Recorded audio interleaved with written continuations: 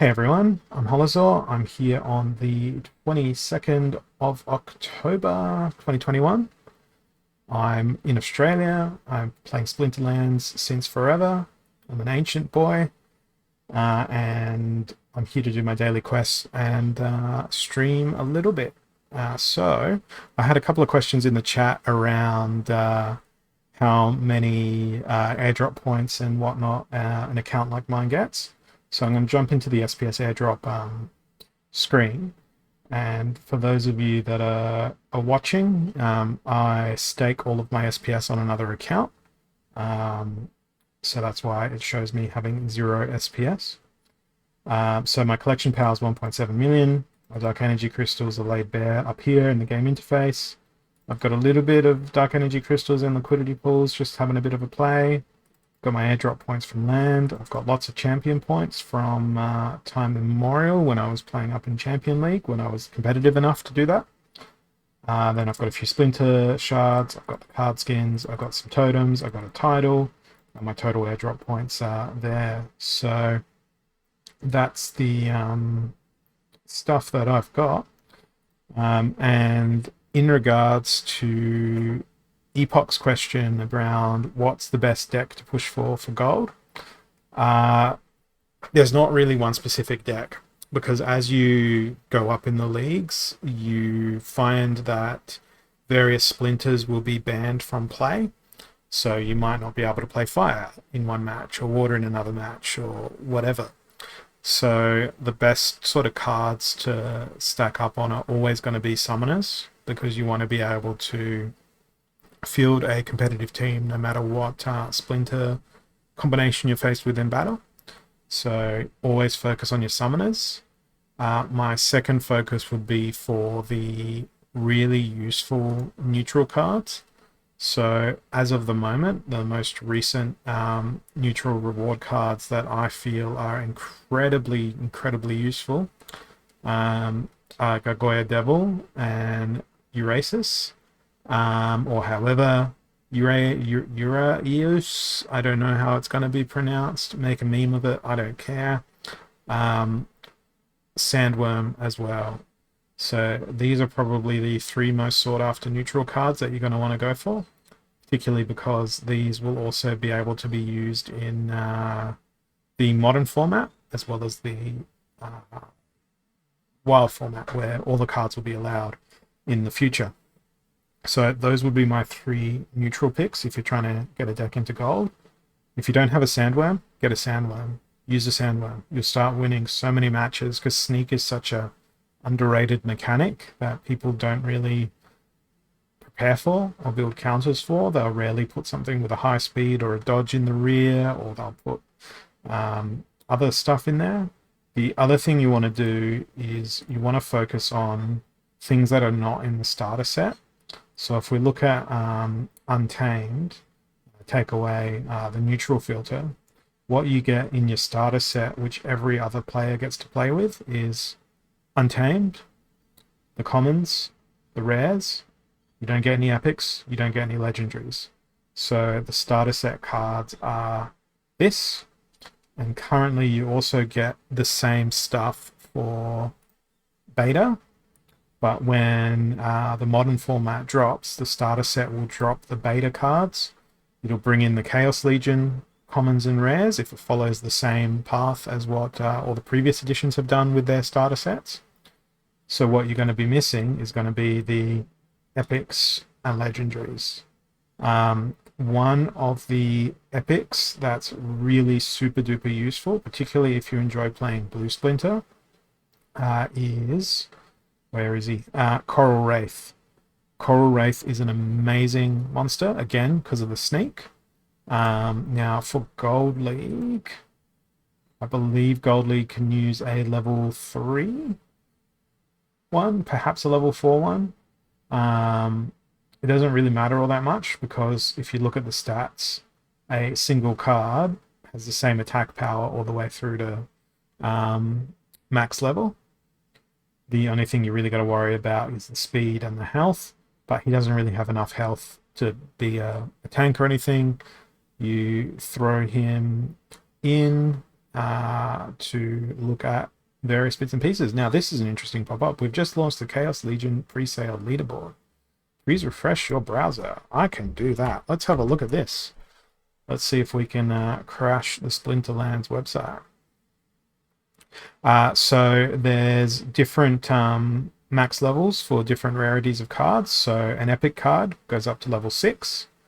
A legendary card goes up to level 4. So if I go to the stats here, see that goes up to level 4. Rare cards go to level 6. Sorry, level 8. Depending on the edition, the amount of cards you need to combine is different. And then common cards go all the way up to level 10. So fundamentally, they require the same amount of packs to be opened to get them up to that level, because the common requires many more than the rare. Epic requires a little bit less, and legendary only requires 11 cards to max out. But if you were to open enough packs to max out all of those cards, on average, you'd get enough to max out a common, max out a rare, max out an epic, max out a legendary. You wouldn't necessarily get 11 of the same legendary if you bought enough packs to drop 11 legendaries based on, statistics and probability, but it is what it is there. If I'm rambling so much about data, that's because my day job, I do a lot of data analytics, and I do a lot of Splinterlands data analysis as well. So my brain is full of the numbers for this game. I want to go see this pre-sale leaderboard. So, leaderboard. I have 0 packs purchased. This is a cool feature. So, it's good to know what the competition is and who's spent vouchers and all that sort of stuff. So that's cool. We get to see who's going to design the next 6 legendary summoners at this point as well. So that's a nice little feature there. And we can see how many packs have been purchased in the pre-sale as well.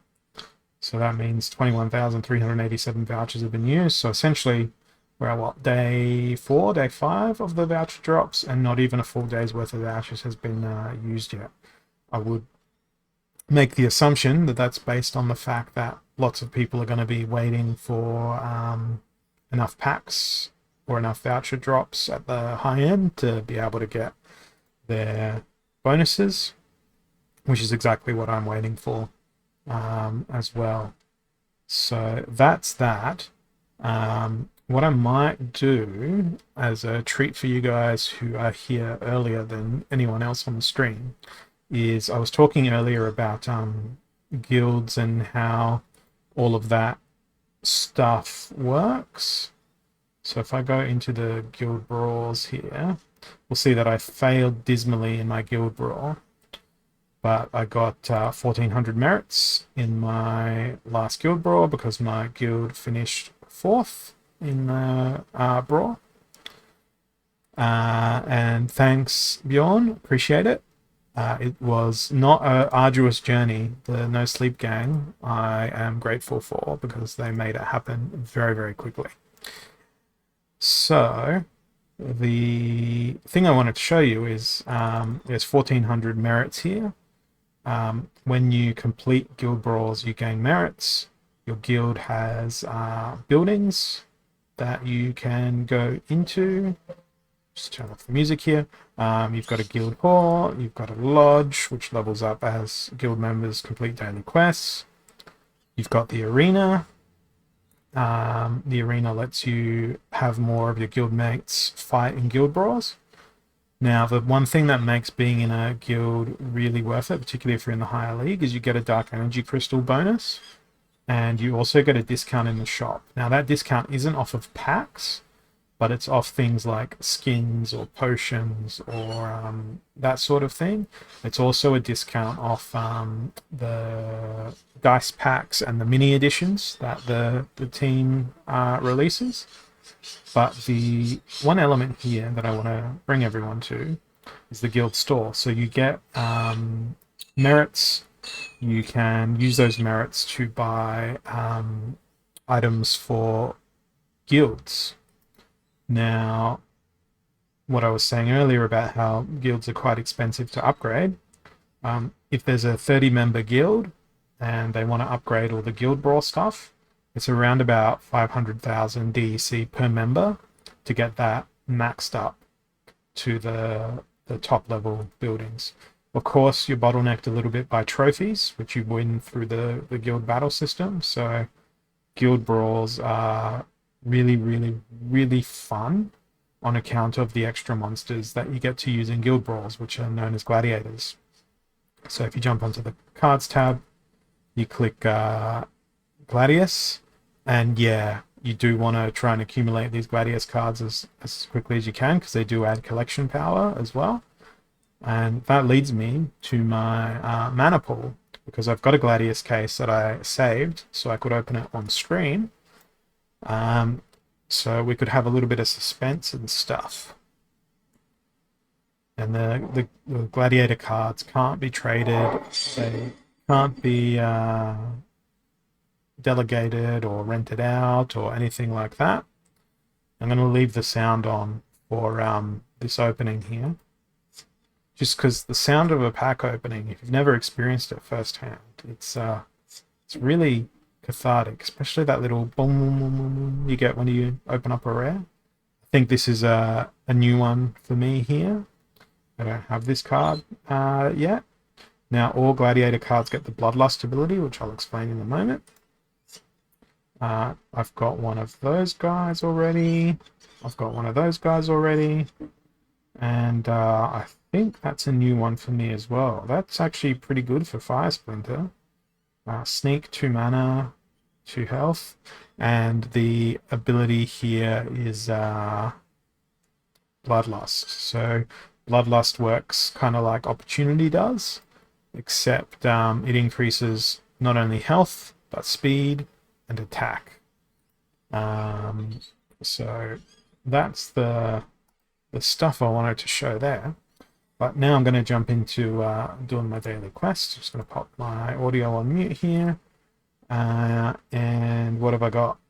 I need to do snipe for my daily quest. So this first rule set doesn't really help me out all that much. Weak magic, holy protection. I could go with a lot of armor piercing. I could go with a lot of armor myself. I would like to play life in this rule set, but it's banned. So I might go with earth instead. And I'm feeling... I wanted to say I was going to feel aggressive and play like Minotaur Warlord at the front, but I don't think they would do very well. So instead I'm going to play Lord Arianthus because of the Void and the Magic Reflect, in case they do choose to bring any magic along. Then I'm going to be aggressive with Oaken Behemoth instead. And I'm going to bring in a stun to try and get the knockout of Oaken Behemoth to trigger. I'm thinking whether or not I'm going to bring a snipe. It's unlikely that I will. No, I could bring in Child of the Forest, but at what cost? No, let's do it. I've got to try and play for the quest. It's tough to get into a guild, particularly as a newer player, because the Dark Energy Crystal costs are pretty high. So the cost you sort of have to sink is high, and I'd make the suggestion that it's probably better to focus on building your card collection.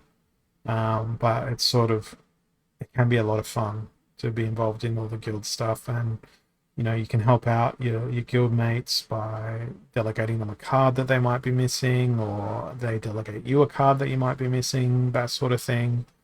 It's all a trade-off in Splinterlands. If you focus on one thing, that brings your focus away from something else. And then if you focus on a different thing after that, it brings your focus away from another thing. I don't think it's realistically possible to focus on every single element of the game without making sacrifices towards another element. It's just there's so much to do beneath the hood when you really get into it and look into the game. So that one was a good little win for me there. And what I'm going to do as I progress through this stream is I'm just going to take note of how much DEC that I'm winning here. And I'm setting it to half in my brain and on my piece of paper. And I'll be adding it up because once I get to my second completion of the quest, I will start a timer, start a giveaway, and you guys will win half the dark energy crystals that I generate through my victories up until that timer runs out. Now that might be a pretty complex sort of decisioning for a giveaway, but it rewards people who stick around on the stream and participate, and it also motivates me to win the game. So we got fire, we got life, we got death, but we've also got back to basics plus trample, so kind of moot points as a rule set. Might go with life, and all the monsters, they have 0 abilities now because it's back to basics. The focus here is to stack the maximum amount of mathematically possible damage into your team. And I'm looking at magical damage first. And then I'll go jump into range damage. And the order in which I've put my monsters as well has been pretty specific as well. Baconi, your question around how do I think that ranked battle DEC changes will affect the game. I think it'll only affect people below Bronze 2 mathematically based on the post that Splinterlands made earlier today. For a lot of people, it's not really going to matter, particularly if they're in Bronze 1. And I haven't really looked at the card market today, but I have heard from a couple of my friends that it's been impacting card prices. They've been saying that quite a few of the cards that are really useful in Bronze and Silver have gone up considerably in price. Things like the Venari Wavesmith. Yeah. So there's a lot of people that play in Bronze and stay in Bronze. So the barrier to exit Bronze is what I was sort of referring to there. And then the other question around what time is it where I am? It is 1:23 p.m. I'm in Australia. My time zone is plus 10:30. So that is me. So that was 28 DC into the prize pool there for that battle. And I'm so close to sneaking back into Diamond 2. I hit Diamond 2 yesterday, but I dropped out of it. And thanks for the follow, Lazy Bones. Appreciate it.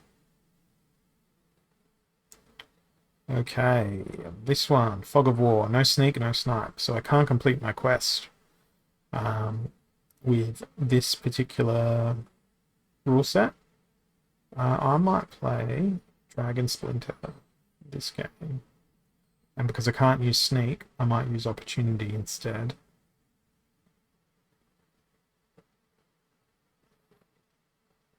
Let's go with this. I played Magic pretty casually way back in the day. I really liked it. But the problem was finding people to play with. Particularly because I didn't really have any card stores or that sort of stuff near to my place.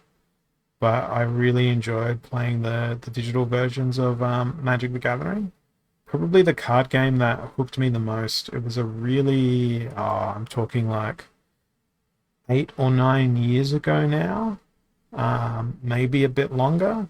there was this game that Electronics Arts released called Battleforge, and it was a digital trading card game. And you would get your cards, you trade them, do whatever. It had an in-game auction house and all that sort of thing.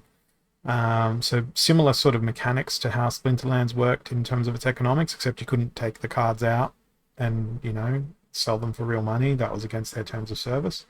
But you would go into battle. There was some PvE levels and some PvP levels, and you would go through like this awesome like fantasy story where you'd go in, use your cards, and just go through this like amazing story. Sadly, it was an online only service, and they discontinued the servers, so pretty much all the players lost everything, and all the time that they invested in it. And there was some pretty epic cards in that game as well. But it was really good fun from a like community standpoint and from a mechanics standpoint. I couldn't remember all of the game mechanics if you ask me, but I really enjoyed that game. It was so much fun. I'm going to put the chicken in front of the Spirit Shaman and hit that battle before the time runs out.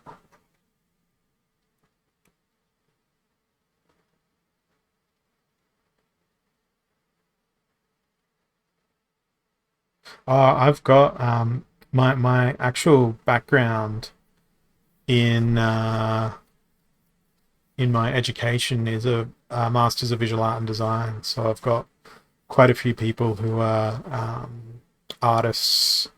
Sorry, let me start that sentence again. I've got quite a few friends who are artists, designers, character creators, and all that sort of stuff. And a few of them I pointed in the direction of the recent Splinterlands job advertisement, where they were looking for exactly just that. Hey, Lazy Bones, all good that you can't see the video. Hopefully I've got a voice for radio, because I certainly don't have a face for radio.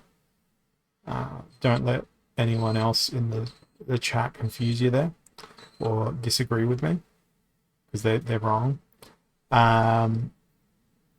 The other question that we've got there from Hilo 1000: will SPS staking APR go up with the additional minting on the 26th? It should, I think, but there's been quite a bit of SPS staked recently, which is in response, obviously, to the whatchamajigger, the voucher drops for the Chaos Legion packs. So this is a rare thing. I'm on a 3-win streak now, so that probably means I'm not going to win another game for a little bit. I'm going to jump in and just ask Epoch's question here. What do I think the best counter for water decks are? Magic Reflect, Silence, and Void. So if you want to counter a water deck, Mimosa Nightshade. in a nutshell, Mimosa Nightshade is the best counter for water. Just reading through Camille's chats there. Yeah, we've got quite a few bits and pieces. The beard bowl eating video, I don't think I've seen any of them, but my beard ruins so many foods. Like if I'm having pasta now, it'll be like not the pasta noodles, it'll be like shells and that sort of stuff. It's pretty crazy. But I'm gonna start a giveaway here. So in order to enter the giveaway, all you need to do is type exclamation mark then DEC for Dark Energy Crystal into the chat. And what's going to happen with that is when the timer runs out, I'll draw a winner, and the winner is going to win half of all the Dark Energy Crystals that I've won in my battles so far on stream today, which at the moment is around 78 Dark Energy Crystals. So I've got 6.5 minutes to win some more Dark Energy Crystals for you guys. So this next one, Taking Sides, 14 mana cap, life splinters in, death is in, water's in, earth is in, dragon's in. 14 mana cap feels really low. I hate low mana cap battles because it doesn't let me use all the like super duper mega monsters that I enjoy using. But I'm going to go with life because I know they've got some cheap snipe monsters available to them. And I'm going to build my team around the snipe mechanic here. So where is my little herbalist who's got cleanse and triage? So they're going to be able to heal themselves or heal whoever I put in the second position. And who am I going to put in the second position? Well, I'm going to put a really annoying creature in the second position, I think. Someone with a fair bit of health. First, I'm going to put Silver Shield Archers in, because I want to get my snipe in. But I want them sort of at the back. Now I'm left with 5 mana for a creature to put behind the Conjurer. That could be amusing. Provided my opponent doesn't bring Sneak. Let's throw the chicken in here as well. Oh, I can't. It's no neutrals in there. Okay, let me catch up on the chat here. So the beard bowl is when you use your beard to make a bowl and you actually eat cereal from it. I probably wouldn't do that.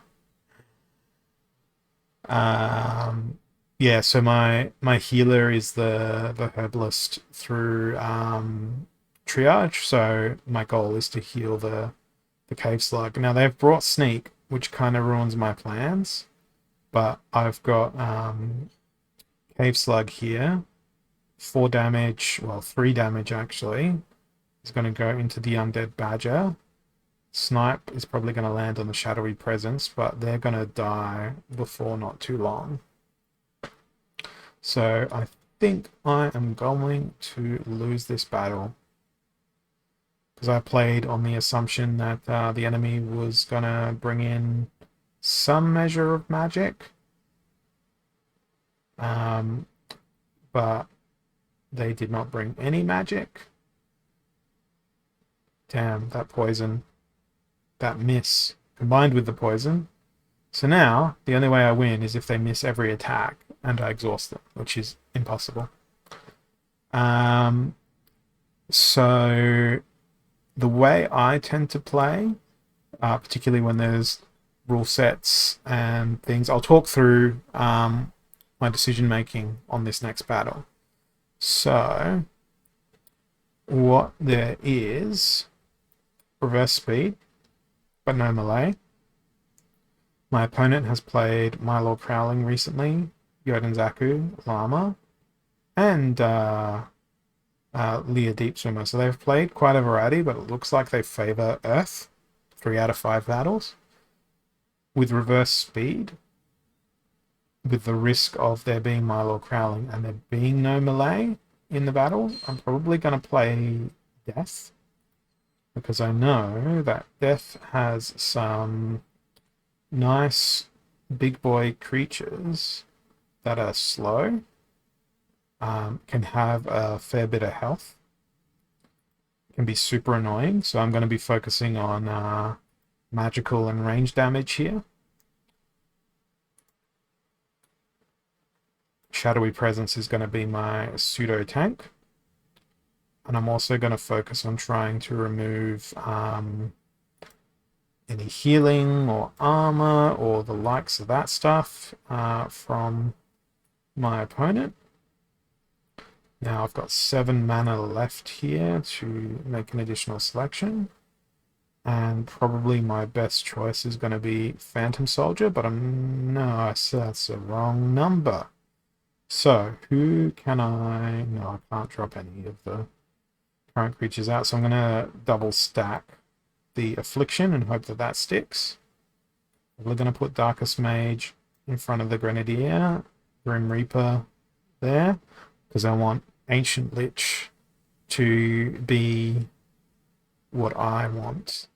to be my main sort of damage dealer here, and if all else fails, Gargoyle Devil has close range, so they can attack. I'm also trying to wipe out any risk of cleanse as well.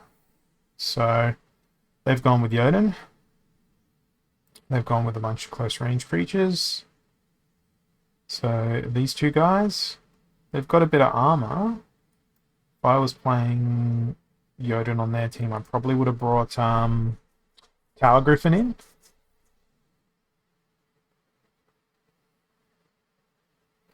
Is there any guide for what type has buffs or debuffs? Like, everyone's sort of got a bit of every skill. That's the underlying issue with this game. It's not that there's one thing that's necessarily better than the other. Well, it makes sense that they've gone with all ranged creatures on their team because they're using the Jotun Zaku Biffity buff with the +1 ranged attack.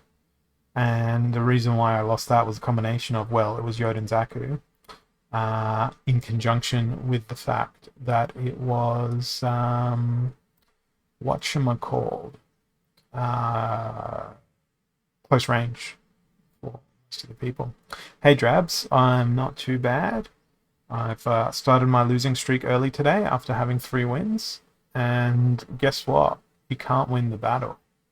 The raffle, I don't think, because I didn't think you managed to get into the entry. I'm going to draw that after I pick the team for this. So it's reverse speed. It is earthquake.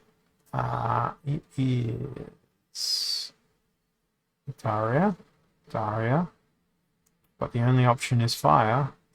Fire, reverse speed, and earthquake. So tough proposition.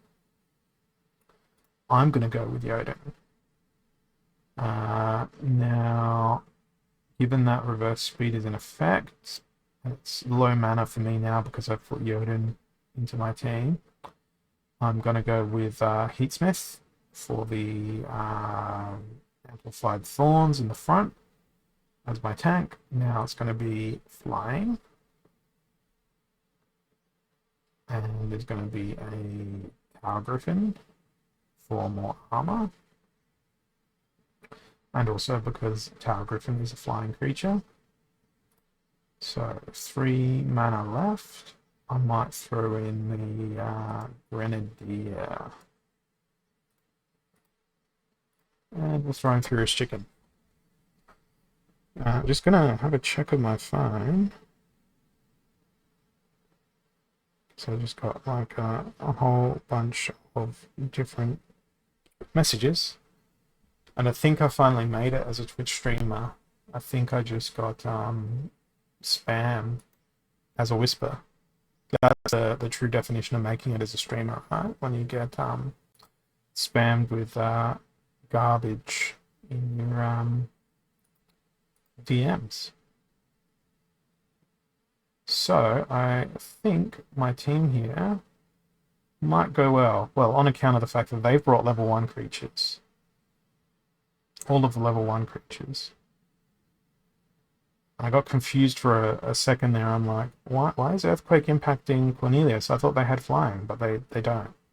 So that's good. That's a win. But I didn't bring a snipe creature. So that was a great thing. All right, now I need to pick the winner. So there was 6 people entered. The 26, 28, and 28 DC is the prize for this. So congratulations, Lazy Bones. If you're still here, pop your in-game name in the chat, and I will be sending you a calculated amount of DEC. 56 plus 26 is 82, so you'll be getting 82 DEC if you can pop your name in the chat. In-game name, that is. Otherwise, it will go into the ether. Cool, thank you. Let me send this one through to you.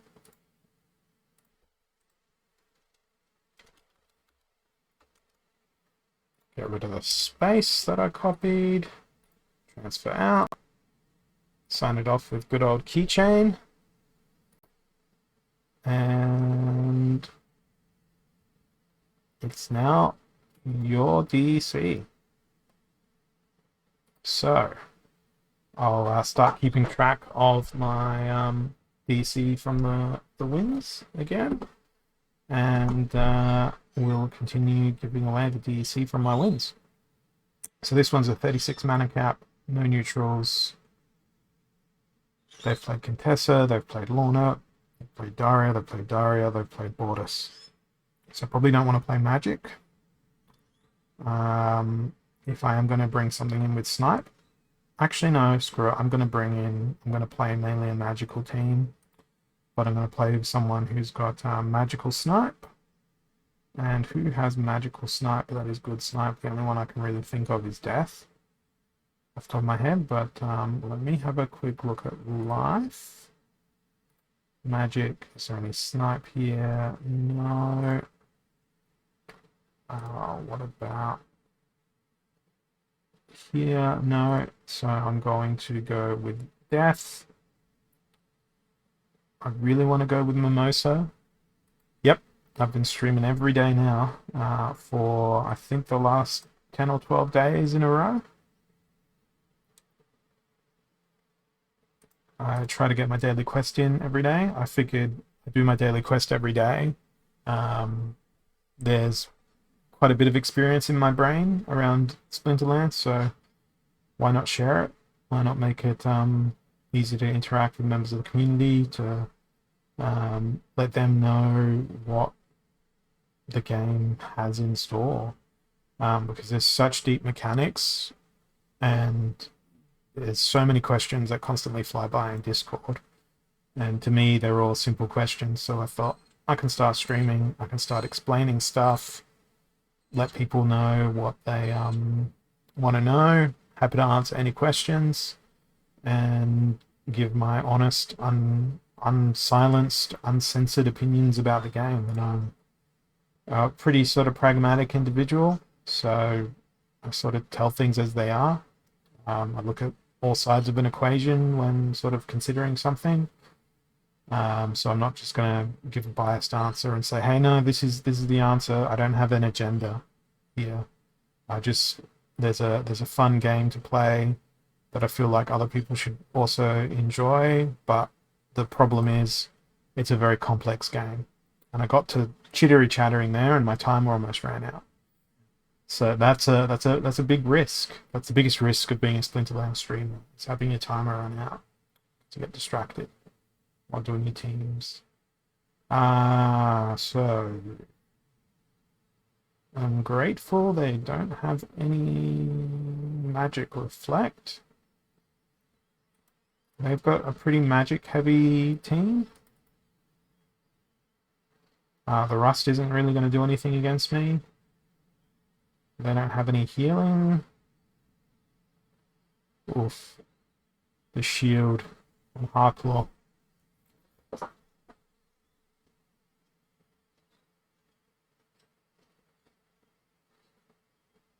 It's going to be ridiculously tough to get through Heartclaw. On account of the fact that they have immunity, so I can't cripple them. And shield is quite brutal. I don't think I can get through Heartclaw and the rest of their team quickly enough to make up for the enormous amount of damage that Phantom Soldier can tank. But the damage is going to dry right up now. So, I don't know. Undead Lich might tank it out. I think they are. I love Undead Lich. They are such a powerful card. Undead Lich changed everything for me in Death Splinter. I didn't really enjoy Death Splinter all that much. Undead Lich came out. I saw that they had a Resurrect. I love the Resurrect mechanic. Angel of Light was one of my favorite cards. And that was the end of it. I got an Undead Lich, and then suddenly I enjoyed playing Death so much. Hey, Ivybjorn, thanks so much for offering to do a giveaway in the chat for the viewers as well. Appreciate that, man. I was expecting to see more usernames following that. I'm like, why isn't anyone typing a username? And I realized it was for the first person. Thanks, Kamiyun. Appreciate you dropping by and saying hello. Alright, so we've got Malay Mayhem and Equalizer. So I'm okay with this. I like Malay Mayhem. I like Equalizer. But I like Shield Bearer more than all of those things. The other thing that I enjoy more than those things is Sacred Unicorn in the second position, followed by Jin, because heal and triage are a brutal combination. And then, what is the cheapest snipe I can put in to try and fulfill the daily quest? It's going to be Silver Shield Archers. Leaves me with 2 mana. Let's go with Halfling Alchemist and throw a chicken at the back, except Halfling Alchemist, they're going to go in here. Because if they die, they die. I don't care. Redemption will happen, and then the Sacred Unicorn can sit there.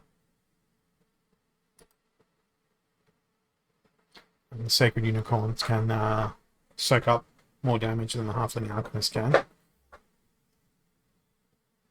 So, it is...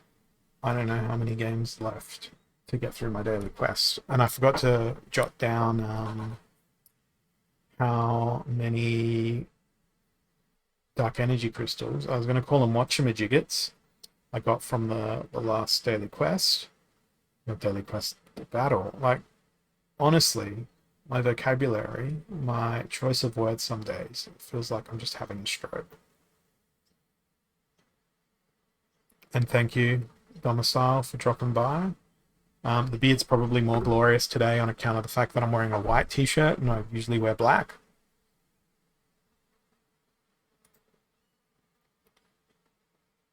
Alrighty, so they've gone with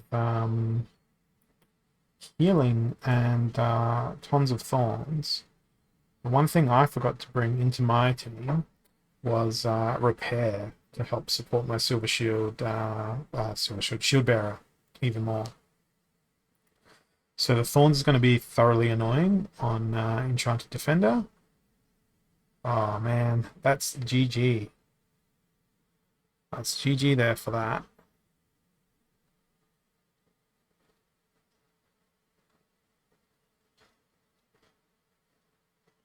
The heal from the kitty and the fact that they're never going to miss any of their attacks is worthy of me hitting the skip battle there. Now, I'm going to do something I haven't done before. I'm going to take a short break because I just got a delivery that I want to grab from outside. But while I'm going to go grab that delivery, I'm going to start a new giveaway.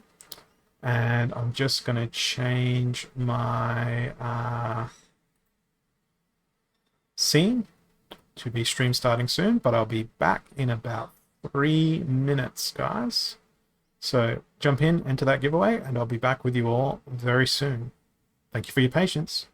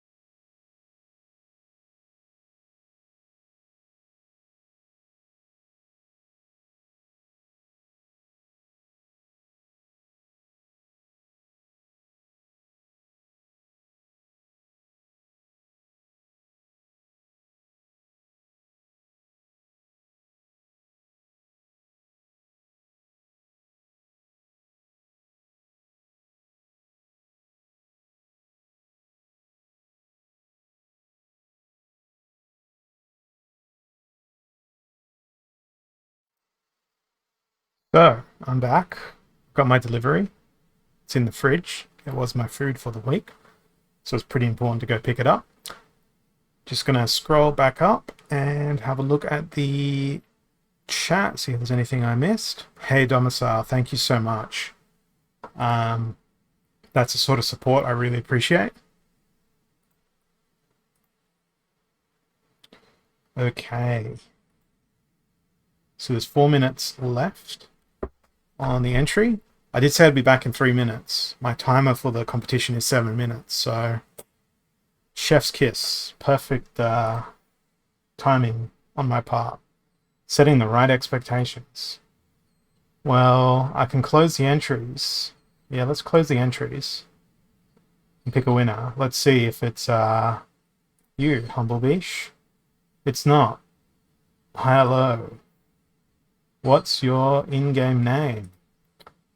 You're going to also win Dark Energy Crystals, which would have been from my last 2 wins. So that's 24 and 51, so 26 plus 24. That's an even 50 deck. It's half the length of giveaway, so makes sense that it's a little lower than the last one. I'm gonna start a new battle while I wait for an in-game name.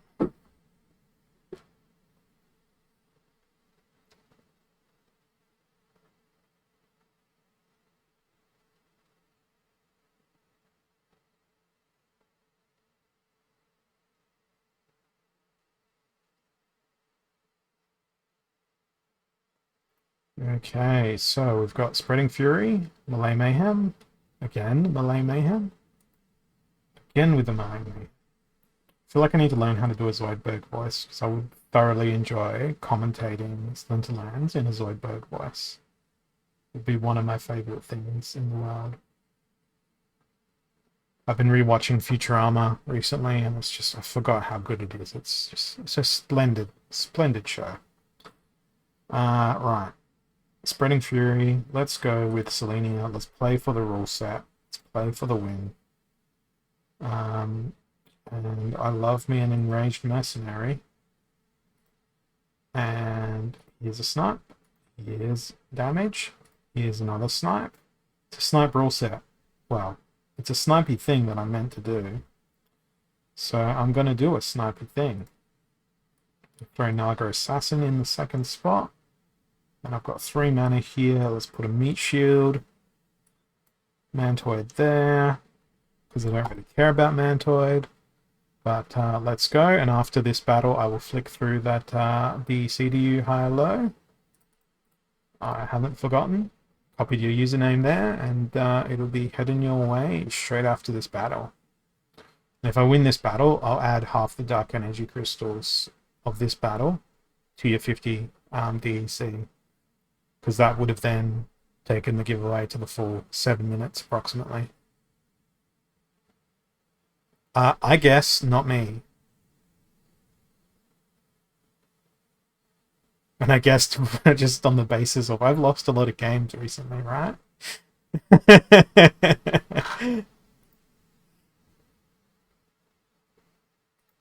Let's have a look though. Looking at their team, man, I hate Mitika Headhunter. Mitika Headhunter is like the most brutal, just look at me and my 7 damage thing in the whole freaking game. I hate Mitika Headhunter. I've got one. They're freaking awesome, but they are just such a freaking brutal card.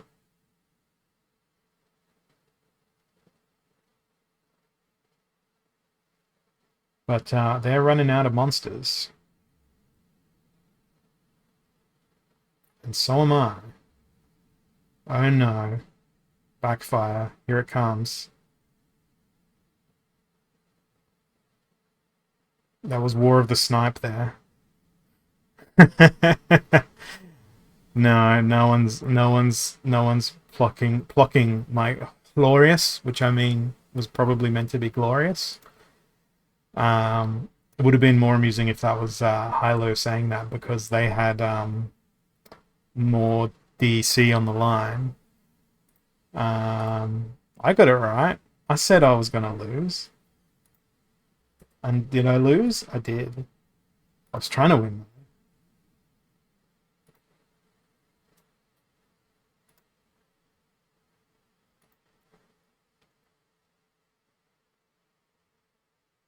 Okay. So I've sent you that DEC. What was the other thing that someone called me the other day? I did a I did a poll in the game saying what splinter should I play, and someone called me Polozor.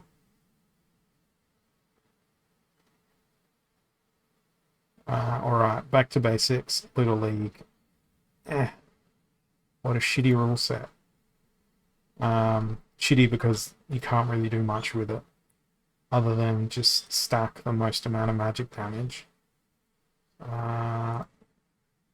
Which water is pretty good for.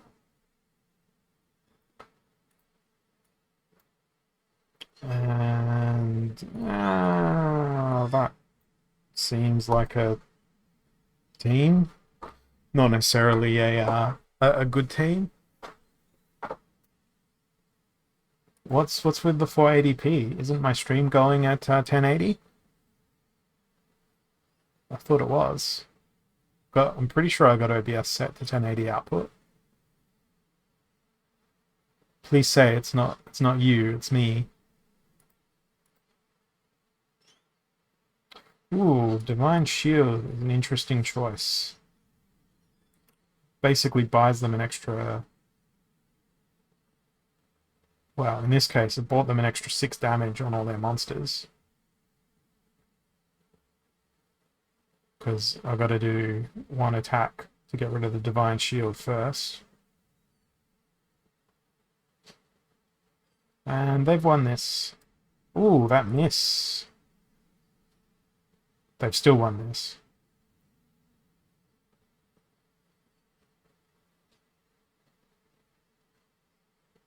Ah, gotcha. Gotcha. Cool, so that's 3 losses in a row. So it's time for a win. Oh, broken arrows when I've got a snipe quest. Man. But reverse speed is fun with life because life has some slow boys. And the slowest of the boys is Clay Golem. It's a real shame because life has so many really awesome snipers. But instead, I'm going to have to go with a slightly different strategy. With broken arrows, it makes so much sense to play Clay Golem because they've got Void and then they've got Enrage. But you know what else would make sense to play? Let's veto that and go with the slowest of the boys, which has a Futurama theme, Lord Arianthus. And then I'm going to just put in a whole bunch of healing. So I've got 3 resurrections now. And let's put in even more healing. Now, Angel of Light is strategically going in the 2nd position so that the triage from Jinranova can heal her. And then finally, let's throw in a cripple plus an oppress to try and destroy their front line. If they play Krallis, I'm so screwed because my team is not going to be able to counter someone with immunity and heal like Krallis. Let's see. Okay, they've gone with Shield Bearer, but they've got a Krallis there as well, which is, you know, wonderful. And, oh, by the way, surprise, new giveaway.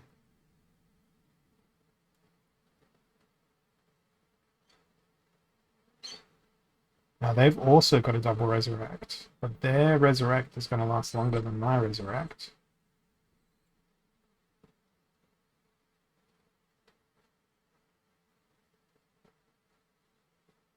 Oh, that reapplication of Divine Shield is also brutal. And there's my third Resurrect.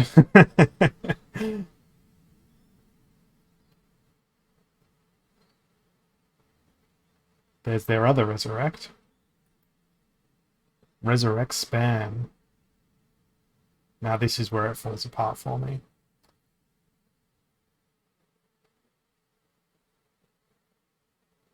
Krallis is just such an amazing monster. Well, I don't know. Maybe I can still bring this home. I think I can. Looks like it.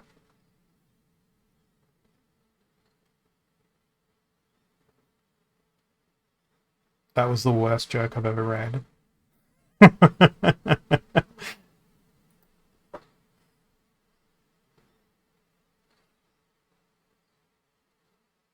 I'm surprised I won that, but I understand how.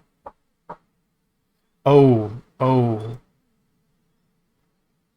Is that because Apple are committing daylight warranty? I was going to say robbery on their customers.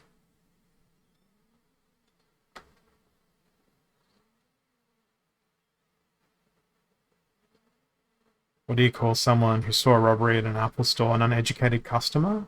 I'm going to go with that. I know you said an eyewitness, but 29 mana cap, life, death, and earth. Lost magic. Let's go with Lorna. Go with Shieldbearer. Go with that which almost defeated me last match. And now I can bring in my Snipey boys. Well, Snipey boy and Snipey girl, Silver Shield archers. And go with Silver Shield assassin. Try and go pew pew through their rear lines. Throw in a truth speaker. And another great sniper is the lone boatman. Then gonna throw in Lens Master as my last creature. Lone Boatman is going to become useless the moment armor goes away, so that's why I've put them at the front there. Truth Speaker at least can potentially keep themselves alive for a turn. So I've got them in that second position. So 3 minutes left to enter the current giveaway. There's 6 viewers and 6 people entered, so I guess I don't need to spam the giveaway. And let's say STFU to anyone who joins after that, so you guys are all in the giveaway. So let's have a look at their team. They've got lots of armor, so I'm glad I brought Shatter. They also have Shatter, which makes me not so glad. Their Shatter is also quicker than any of my creatures. I hope Poison hits them, but they also have Lorna. So this is a pretty similar strategy from both me and my opponent. Oh, my snipe is working good for me though, on account of the fact that it's going to their most dangerous creature. Oh, nice. Now my sneak's gonna go straight into their sandworm. Well, I'm glad I brought a Silver Shield Archer along, this dude, Assassin. But I'm not so glad that he is quite literally now my only hope.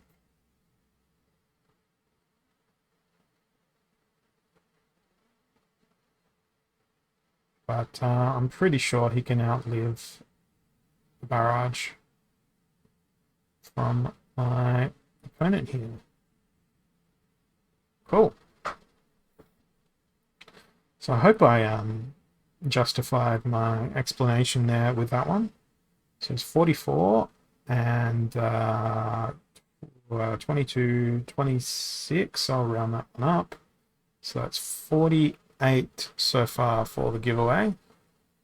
I'm not going to draw the winner until I win one more game. So it'll be 3 games worth of DEC for them. So we're at 48 now.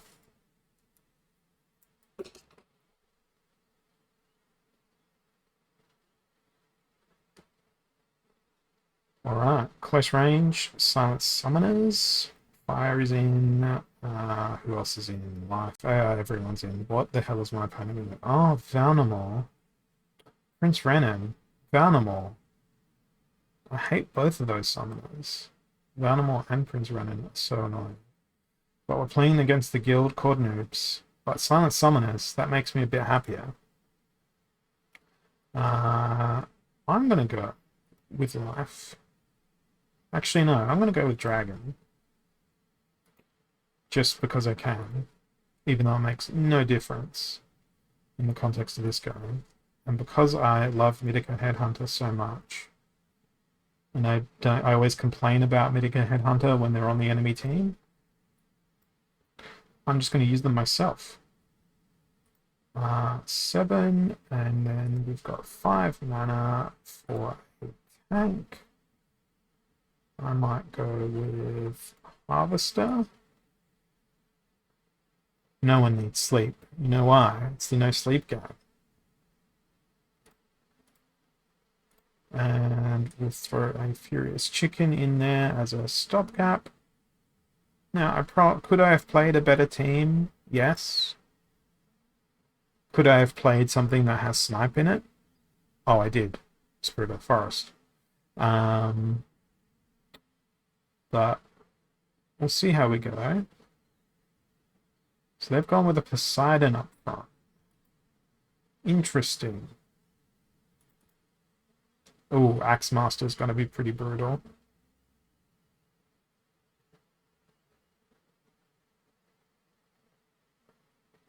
Oh, this blind and this headwinds won't let my Mythica Headhunter shine.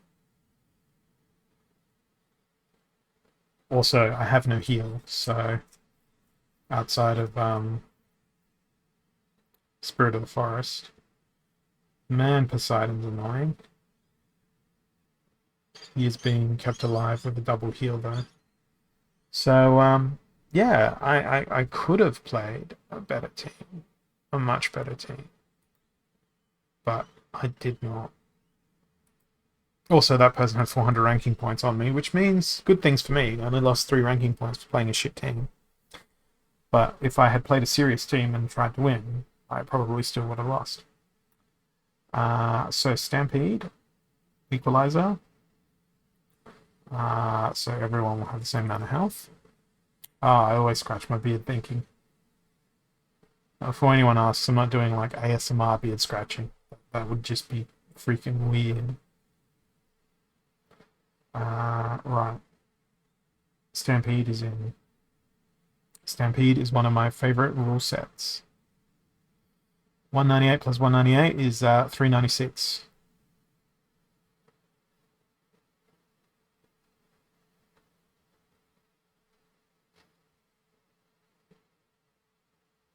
Delayed telecast for me. Alright, team. Let's go with Lorna, a Stampeding Unicorn,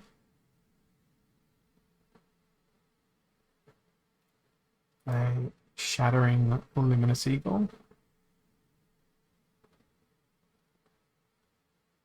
go with Crystal Smith, an idea.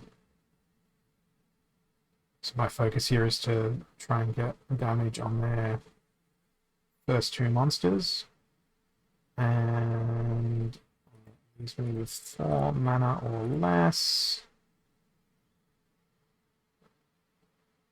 Let's also go with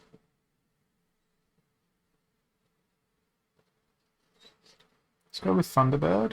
See if we can get a stun in. And I'll throw Lens Master in at the back.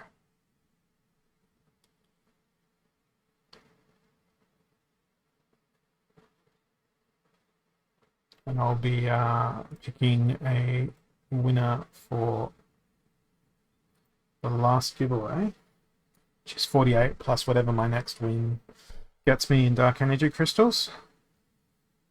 As soon as I win another freaking game.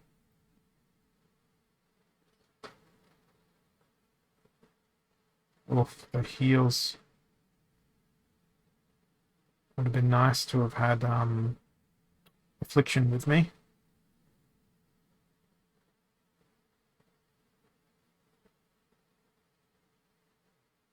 Too bad I didn't get to do any trampling.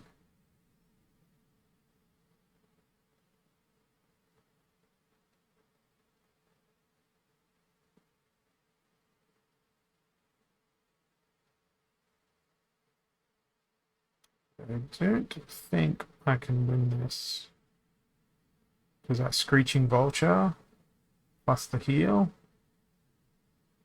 If I ever get through the Earth Elemental, which is not going to happen. Skip to results. Next one. I think that's probably going to be a bot I don't have set up there, Bjorn. Or unless it's a Twitch feature I am unaware of, which is highly likely. For I am a noob Twitch streamer. 28 mana, back to basics, and odd ones out. So only odd numbered creatures. Let's go with Kitty, back to basics, and go with... I want to go with... Let's go with Death. And in goes Shadowy Presence as the cheapest available tank. Now, most damage I can cram in. Well, there's damage. There's damage. There's damage. There's more damage. And now, there's no 4 mana creatures I can throw in. What about 3? Dark Ferryman will do. I might put... No, I'm okay with that order.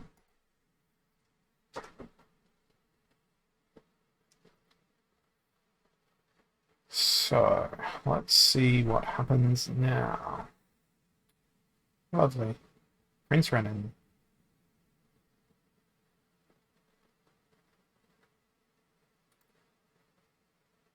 Well, at least I'm never going to miss.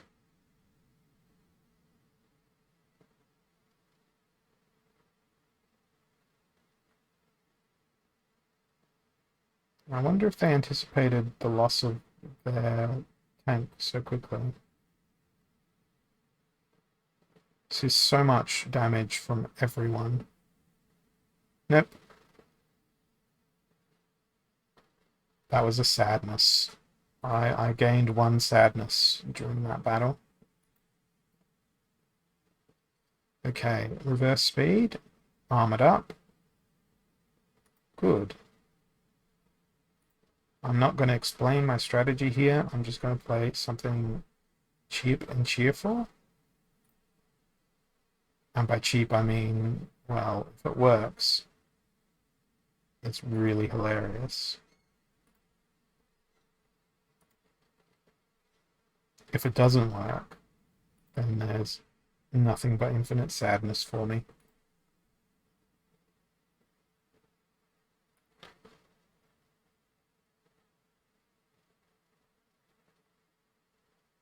That was quite possibly the fastest team selection I've ever done. And while I wait for that, let me do another thing.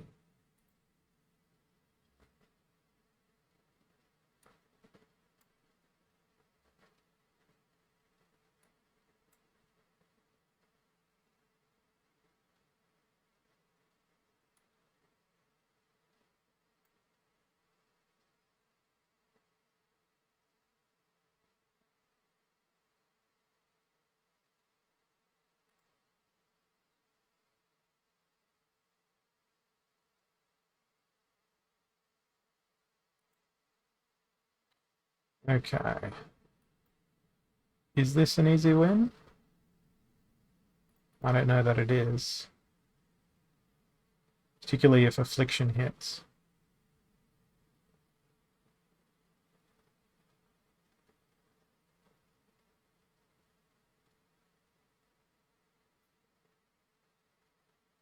The dumbest thing I did this battle was playing Creeping Ooze because it slowed them all down.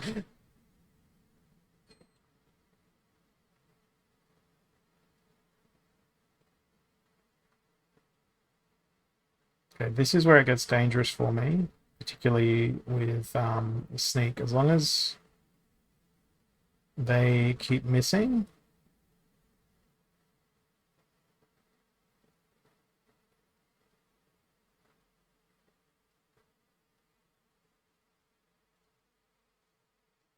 yeah, Affliction keeps on hitting. But I would make Kelp Initiate is a champ. Now it's an easy win. Because now they have no way to kill me.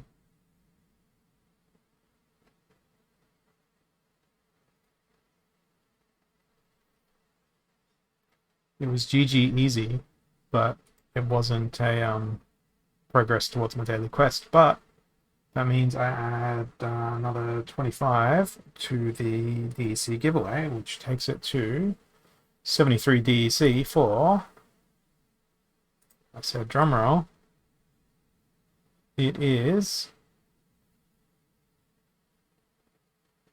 I clicked the button twice. So there's going to be 2 winners, I guess. It's all good. Nah, there will be 2 winners. Pop your names in the chat.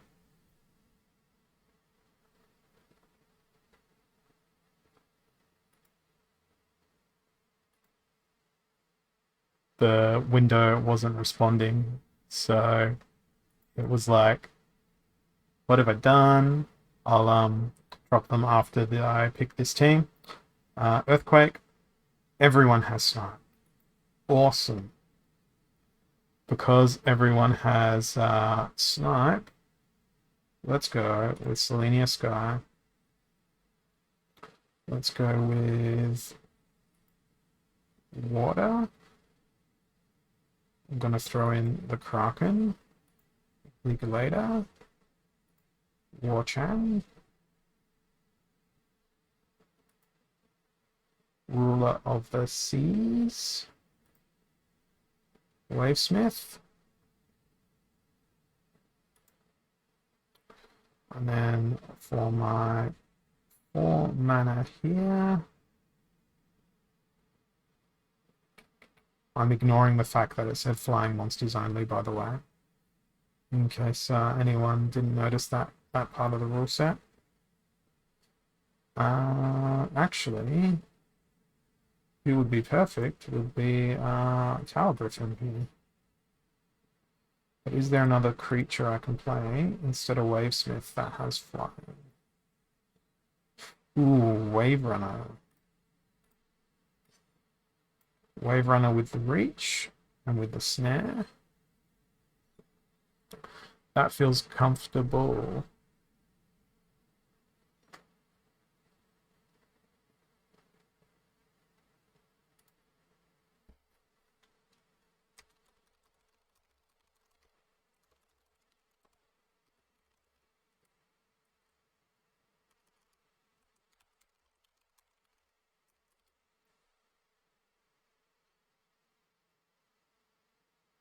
Alright, before I resolve this battle, let me send these dark energy crystals away.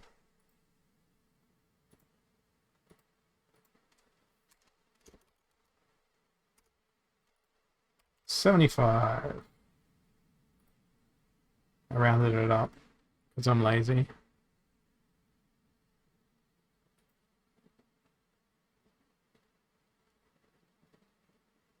Well, high-low hasn't responded yet, so... And I know I did give them a prize before, So I've just got to go scrolling back up into my chat history here. Doop doop doop doop doop doop doop doop.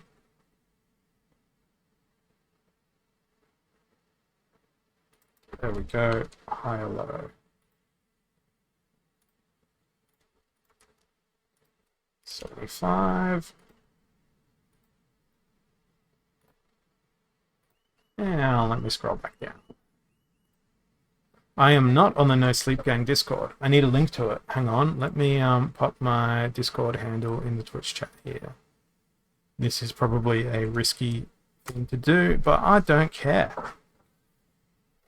You know, one day when I'm like a globally famous Splinterlands streamer, someone will be watching my old stream, and then I'll get like 14,000 messages all at once to my Discord when they discover this exact piece of footage re-uploaded on YouTube like 7 or 8 years from now. I don't care. I have messages allowed from mutual servers on Discord anyway, so there's bound to be a mutual server between us through either the PeakD Discord or the Splinterlands Discord server. So it's information that you could have gotten anyway, so it's no biggie. I'm feeling confident until I get to Cthulhu. But Cthulhu also has immunity, and I'm not even going to get to Cthulhu. Multitasking. Let's go. You're added on Discord, Bjorn. Let me know what I need to do. Alright, 2 more wins for the quest. Gotta get my quest done. I've been streaming for an hour and a half and I've still got 2 more battles to go for my quest. Snipe quest is one of those ones where it's kind of like, it's always a bit painful. I'm gonna go dragon again. More Selenius guy. Now screw it, Jotun. Jotun, Magnor. Then just spam all the ranged creatures. Lava launcher.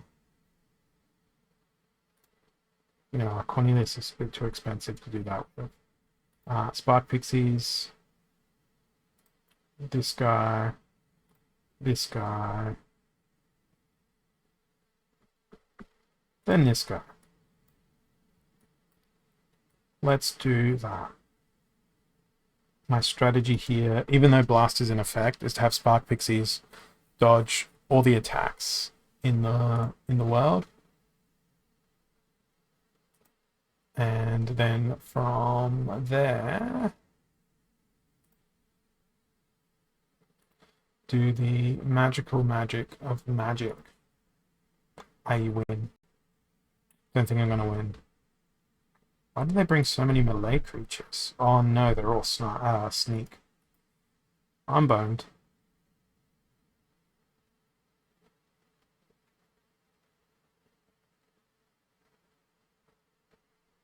It was clever of them to put Cerberus in the second position, actually. Not so clever of me to put Magnor right at the front.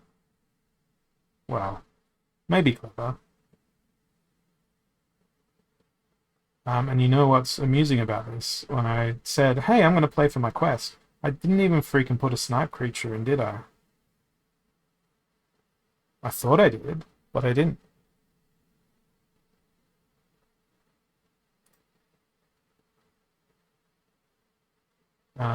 Or did I? No, I didn't even put a snipe creature in. So that's awesome.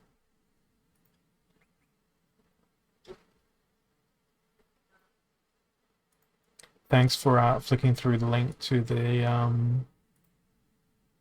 No Sleep Discord, Bjorn. I am now a member.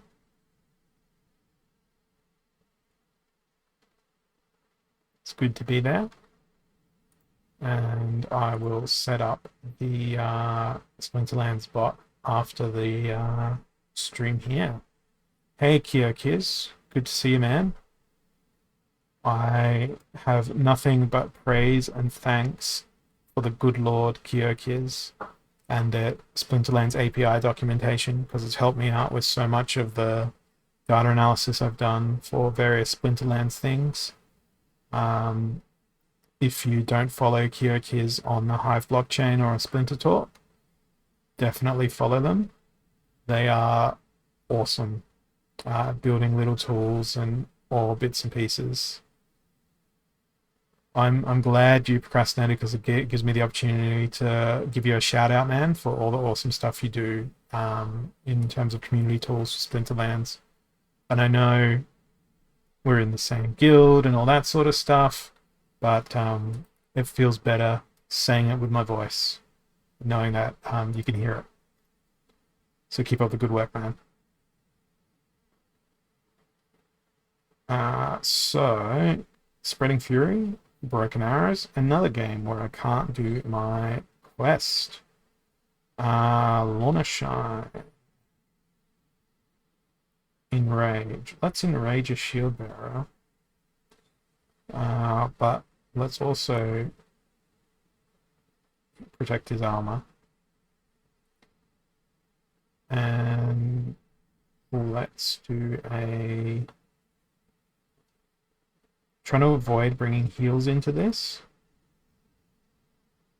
because I don't want the enrage to go away. And healing gets the enrage to disappear from a creature. Let's go with sneak. I'm so tempted to still put that in. An affliction to stop the enemy from healing. And what else? What else? What else? I'm going to go with a poison from the second line. And Armor Smith will be useless if Horny Toad or Shield Bearer dies. No, I do not play Rising Star. Splinterlands is pretty much the only game that I do play these days. I am slowly playing through my backlog of games on Steam. I have an enormous collection of games on Steam. Once upon a time, I used to be a professional video game reviewer. So I had a press account, and I got lots and lots of games that were released during that time while I was a game reviewer that I never ever played. And I've also bought so many freaking games. The affliction strategy isn't going to work because of the llama. Drat. I played Hearthstone for maybe an hour or two, and then I got bored.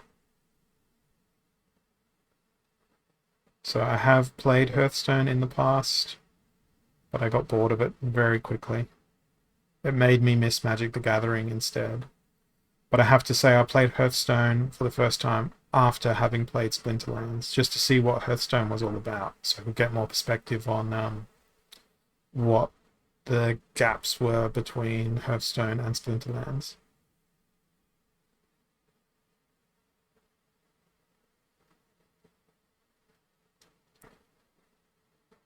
Oh, come on, chicken. Nah, it was impossible. Okay. 2 more wins. Magic the Gathering just has a lot of really deep mechanics. Yeah, I'm gonna have to play Death, because Death Elemental is a card I have. I don't have a Dwarven Wizard. I could get myself a Dwarven Wizard, but I look at the price of some of the cards that I missed, and I'm like, but Dwarven Wizard is such a good card. Let's see. Not Swarven Wizard. Dwarven Wizard. I keep thinking Dwarven Wizard is a legendary, and I'm like, oh, $24 per BCX is not bad. And then I remember that they're an epic. So it's $24 times by 46. which means that the cheapest Dwarven Wizard on the market for max level is over $1,000 US. So I think I'll stick with my Death Elemental. Dark Huon.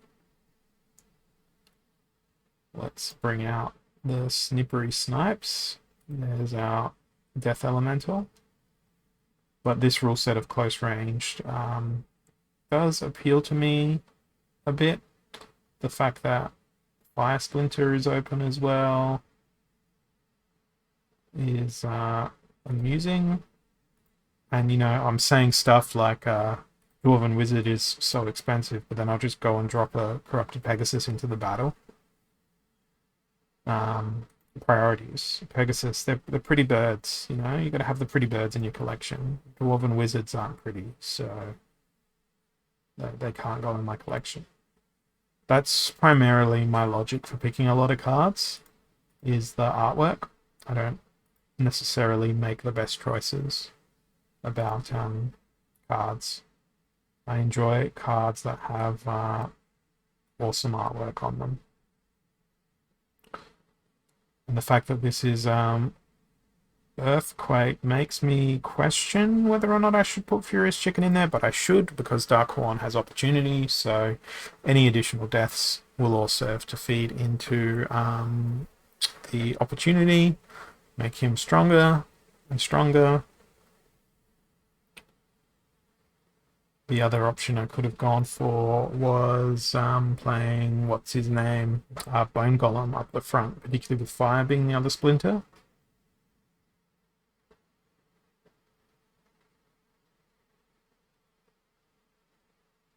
So I'm just going to pretend this is a death quest from now on, based on your advice, Kyokiz, and play nothing but whatchamajiggers. The Death Elemental. It's going to be the Death Elemental quest. Win games with Death Elemental.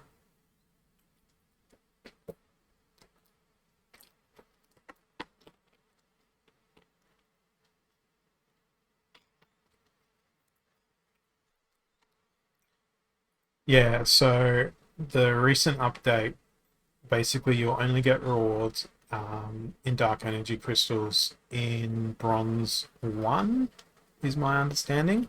Bronze 1 will essentially be the only unchanged sort of thing. Oh, look at that, a win. I wonder if that'll count.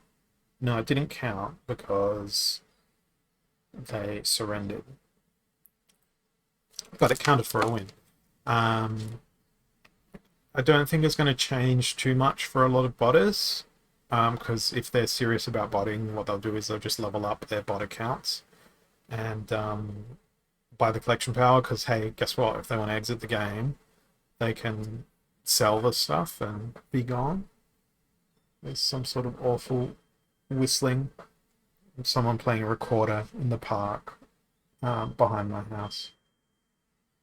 I don't know if you guys can hear that, but it is I'm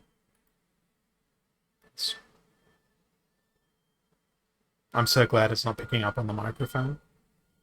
There's kids outside in the park behind my house playing like Three Blind Mice on the recorder, and it makes me want to just go mad.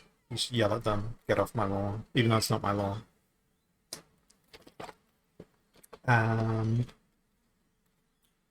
What else have we got? I'm going to stop rambling, pick my team, then I'll start talking. Kyokiz is the numbers man. He'll be able to answer a lot of those sorts of questions in the chat as well. So, Super Sneak, no, Sneak and Snipe are gone. Heavy hitters, so knockout counts. So, Death isn't in, so it can't be the Death Elemental quest anymore. Let's go with Sacred Llama Mage. And I'm going to play the good old beat them with all the stuns. If there's a stun, it's going in my team to take advantage of knockout. Where is Cyclops? Cyclops is the one card that's got a skin that I own, that I look for, and I'm like, that's not the Cyclops. Also, low-key, just throwing a Cron in there.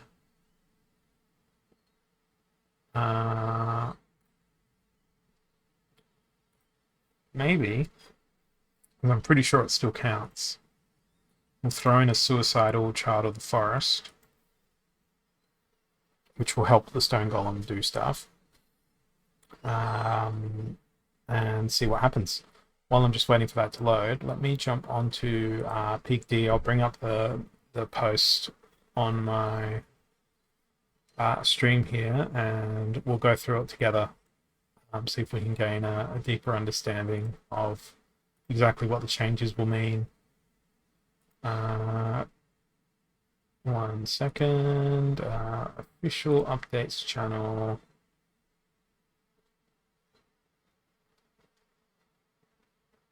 Linkity do. Cool.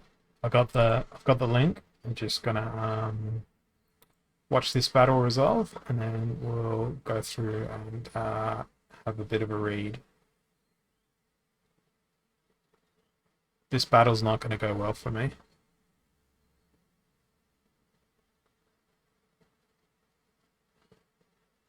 Well, at least not initially it's going to go well for me. Man, those stuns, they're also doing the same thing.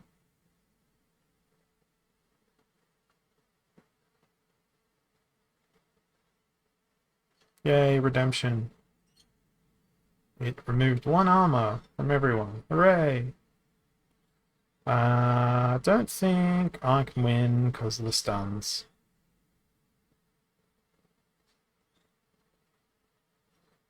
Perma-stunned.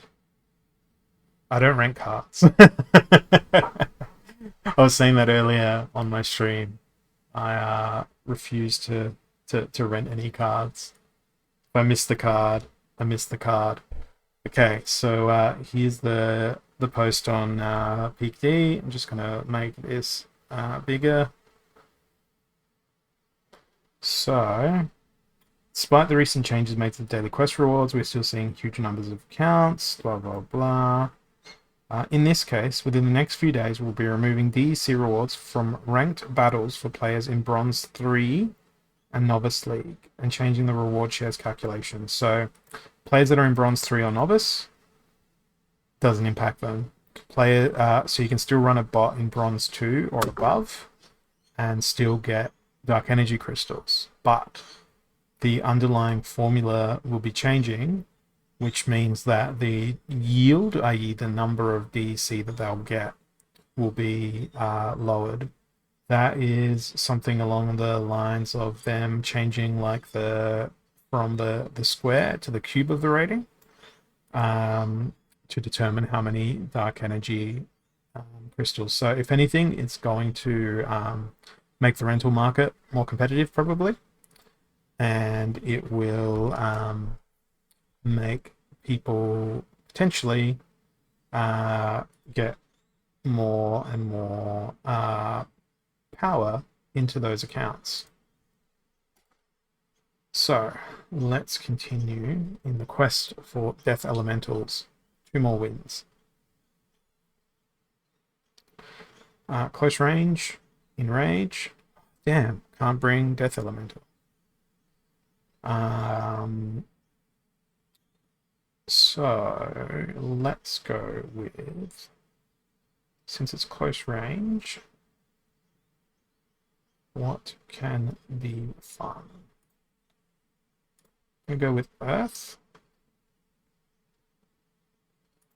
Earth Elemental is a close range attack. At least it is now. I like Oaken Behemoth. I like the Vigilator. I like War Chang, particularly in the close range rule set. Who else can I bring that's nice? Oh, you know who's got Snipe and who's actually good? Spirit of the Forest. 5 banner left. Maybe I go with Scale Doctor. Bring in some triage, a bit of repair for the armor that's given. Increases the range damage.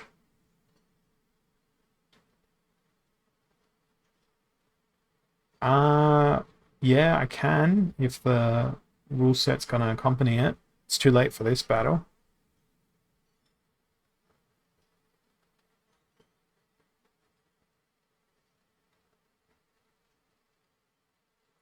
Yeah, the auto bid for rentals as well.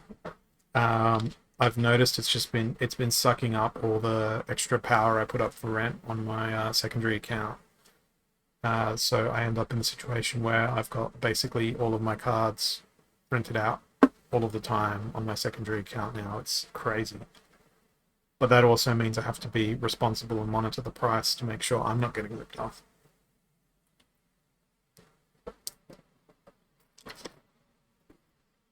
I was smart today. I brought a bottle of water so I don't lose my voice from talking or string.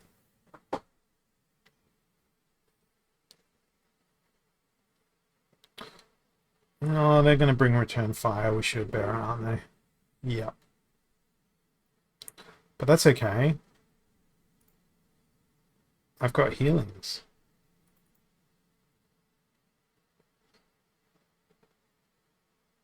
That's crazy.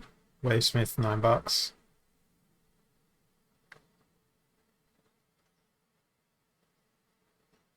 Oh, that's no good. Goodbye, Spirit of the Forest next turn.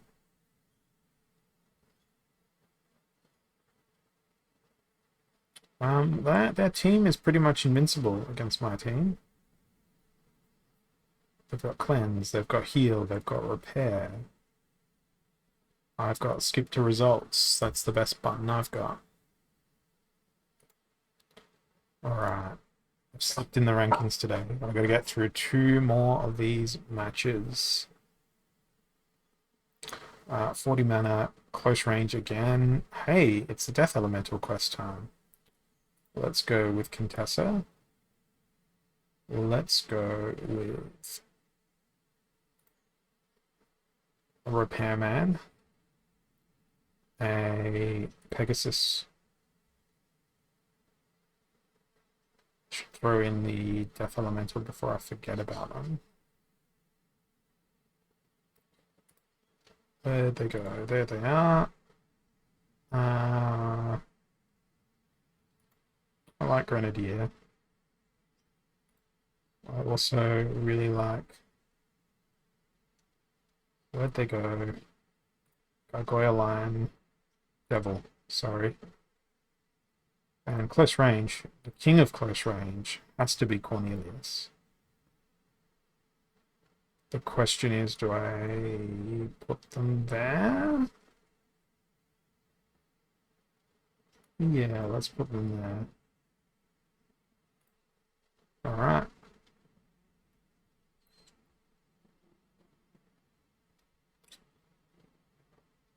Yeah, I think it's just there's too much demand for collection power at the moment.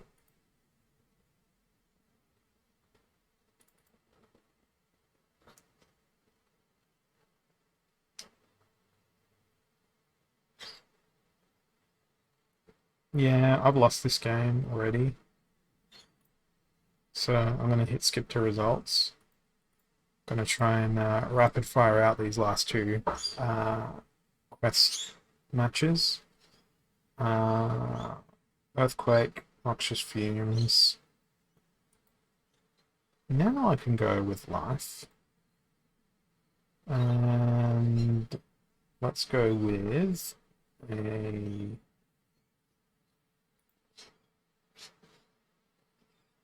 unicorn. A flyer, there you are, Luminous Eagle. Now I want to bring in a cleanse. Cleanse. That's right. They are a herbalist. I'm going to cleanse my unicorn to try and keep them alive. But I also want to have affliction hit the enemy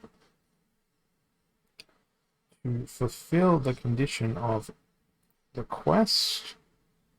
Silver Shield Sheriff. And to fulfill the spirit of the quest,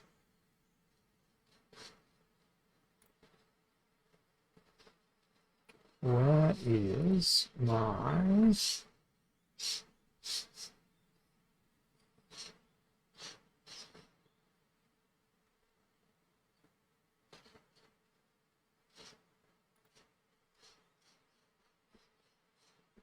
Why isn't my Angel of Light? There they are.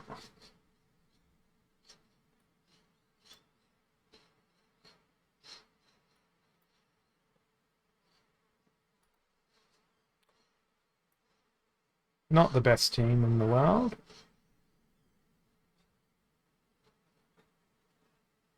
So they've brought Kitty in. They've gone with Magnor. That's not great for me.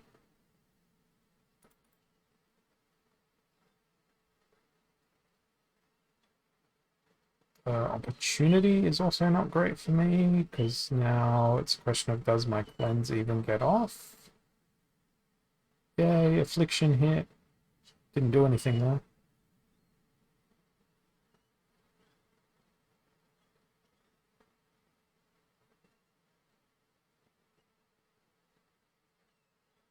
Oh, the fact that it's poison as well. So much damage to everyone each turn.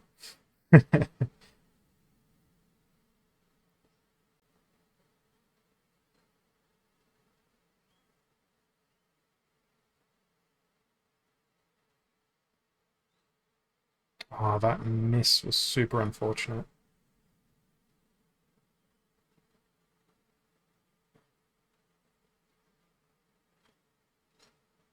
I think I can,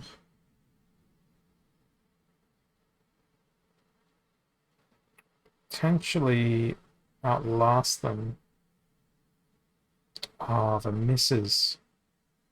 Misses are killing me here, literally.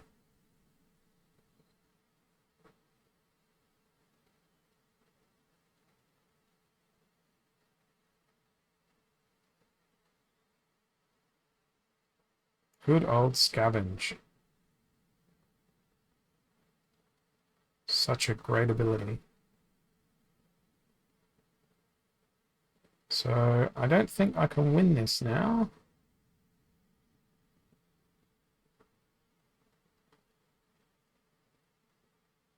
Because poison is going to destroy me. Oh, actually, I didn't realize that, oh no, I got this. This is unexpected victory, but I'll take it.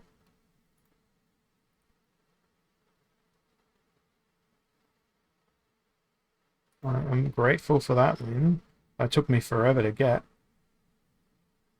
But yeah, I want to max an Untamed, a Chaos Legion set as soon as I can, because I don't want to run into the same problem I did with Untamed, which it took me forever to max a Untamed set without realizing just how awesome all the creatures in Untamed were. So we have close range again. Gonna play the Death Elemental minigame. I'm gonna bring Undead Rex and Gauladon. Actually, who's got more speed? Undead Rex has more speed. There's a Snipe. We'll throw in Death Elemental as well, because I can't call it the Death Elemental minigame without bringing in Death Elemental. So that leaves me with, what, 18 mana left to pick a team. So Cornelius and final creature can be 8 mana. Since it is Snipe, let's throw in Octopider to make missing happen and reduce the attack of enemy creatures as well. That also potentially extends the life of my Cornelius and my Gauladon, both which have thorns. and which will also have Void as a result of Mimosa. So they've also gone with Mimosa. I am very glad I brought Snipe. However, my Snipe has to first get through Dark Alarm. They picked a very similar team to me.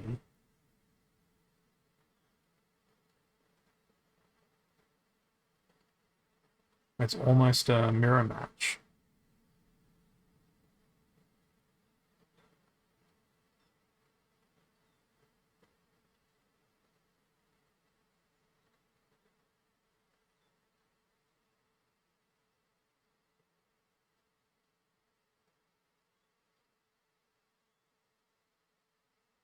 The misses.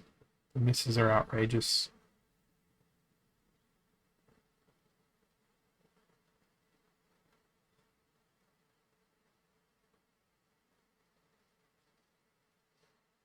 Okay, do your thing, Thorns.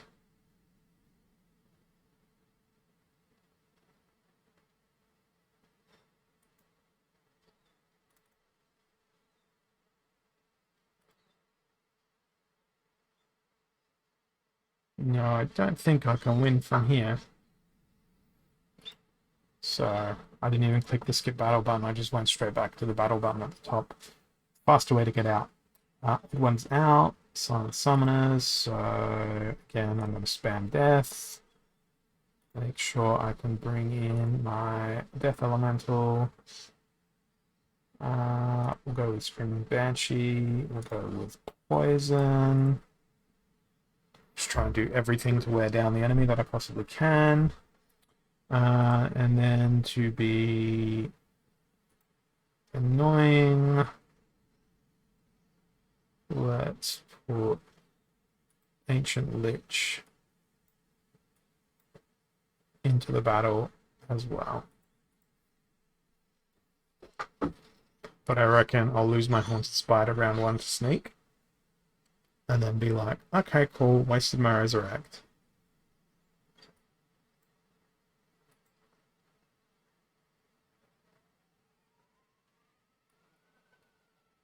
Shall see.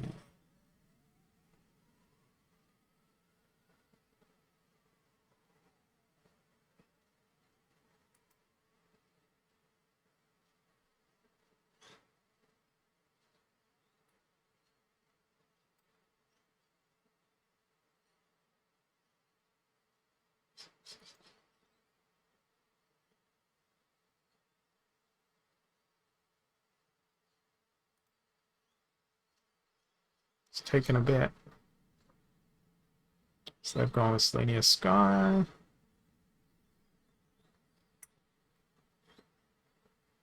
Lord Arianthus. Ugh.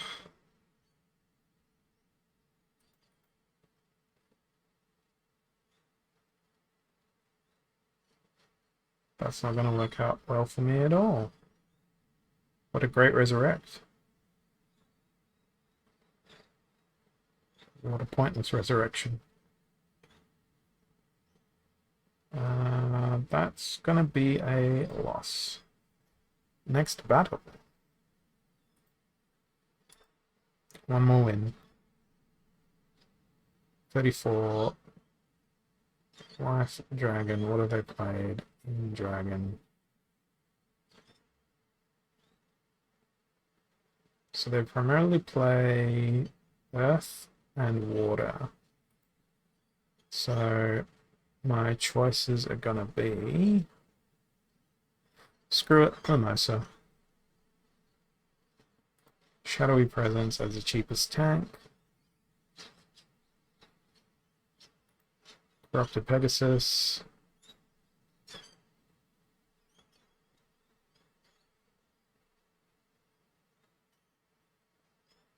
Let's do the sneaking thing.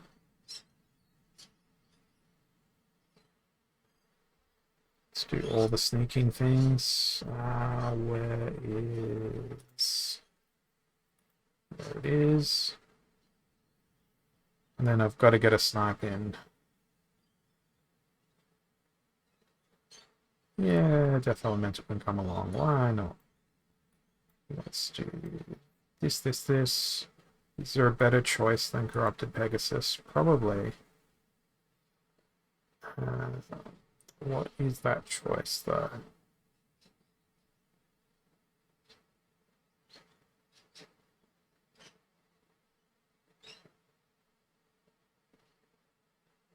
I mean, what abilities does Corrupted Pegasus bring along?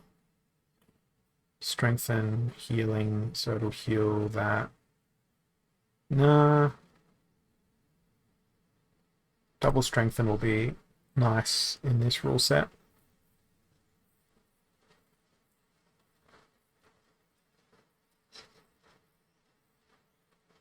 So they've gone with Diary Dragon Scale. They've gone with dragons. Oh, I am so glad I brought Sneak, and I'm so glad they put their Dragon Jumper at the rear.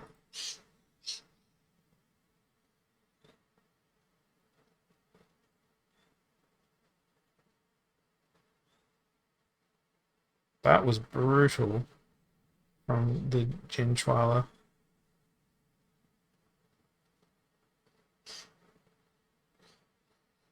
But at least their Dragon Jumper died, but so did all of my team. Thanks for following, Lipsis.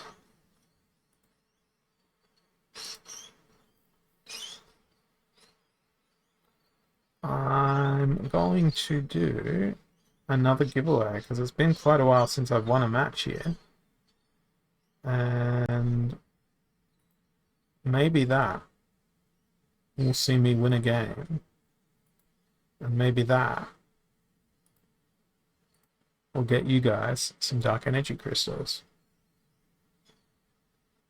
Yes, I've been in the Champion Leagues before.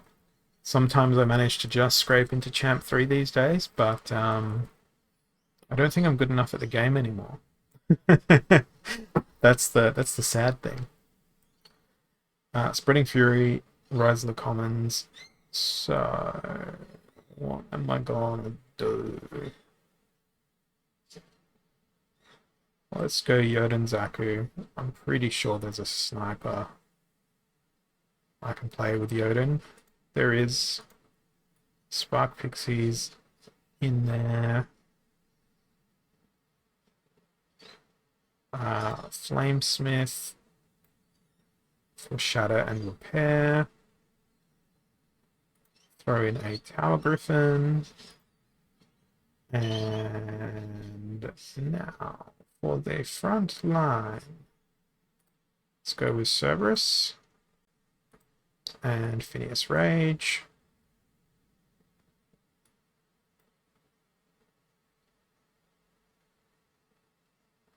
Don't have a snipe in there. Let's make sure I have a snipe in there. Pretty sure the snipe's coming from Mantoid. Cool.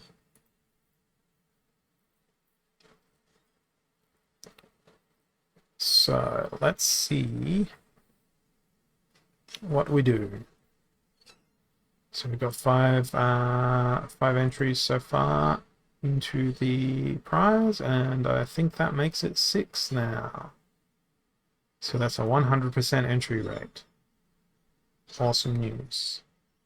Okay, so they have -2 armor. Doesn't really matter. Oh, it does matter. It upsets me. It upsets me because Return Fire is in, and I brought Tower Griffin along. That and Nectar Queen is a phenomenal card. I love Nectar Queen. But she wasn't able to overcome the Cerberus. I'm very glad I didn't bring any magic damage at all. The Death Elemental strategy wouldn't have worked here, and I am so happy I've finally done it. That's my daily quest. The snipe wars are over, and the game is bugged out so much. So I got 36 Dark Energy Crystals from that one. So that means it's 18 Dark Energy Crystals, but I'm also going to use the Dark Energy Crystals for my reward chests for this final giveaway. So let's open. Let's go.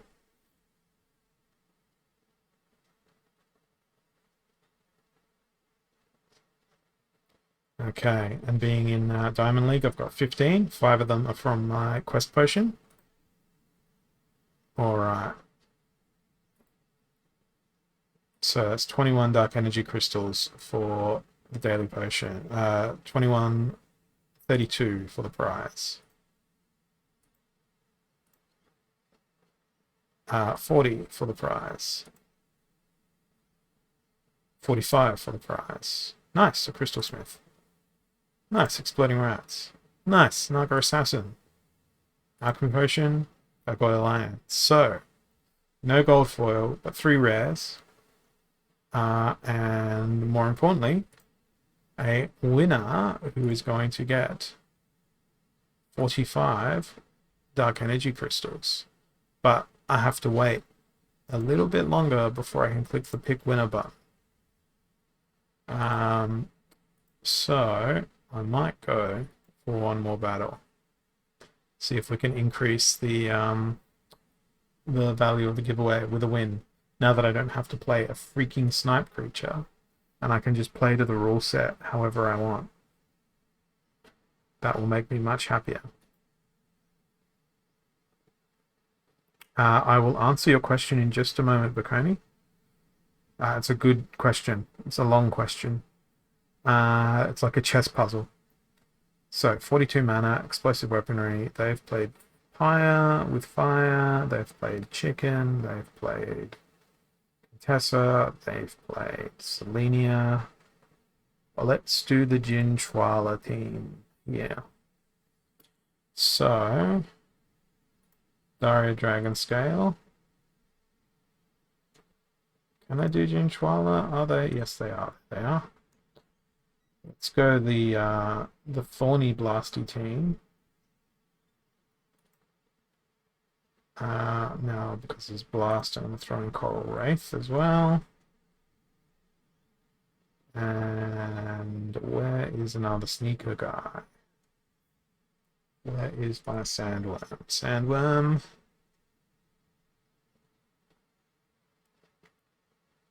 And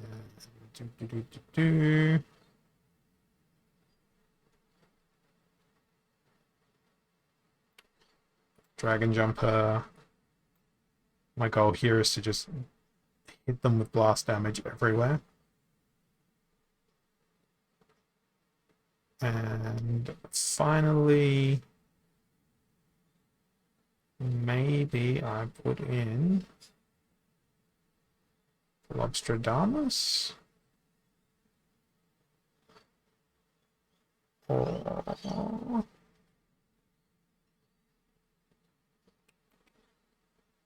8 mana. Ooh, Captain's Ghost. Captain's Ghost sounds good. Oh. 6 mana. I can't freaking count. For 6 mana, I might go with Asmir Harpoonist because they have piercing.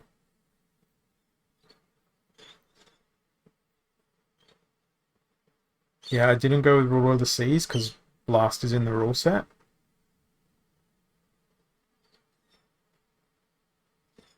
But the speed is probably useful.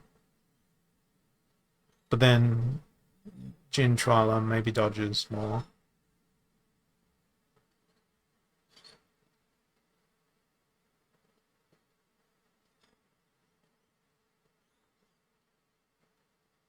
So they've gone with Ruler of the Seas. You know what would have been really useful on my team? Snipe. To take out the Ruler of the Seas. But they should fall down due to Blast pretty quickly. And I'm glad that I brought Coral Wraith with Rust. Oh no.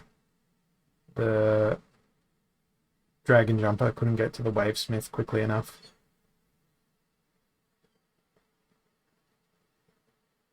Man, did I screw myself with positioning there.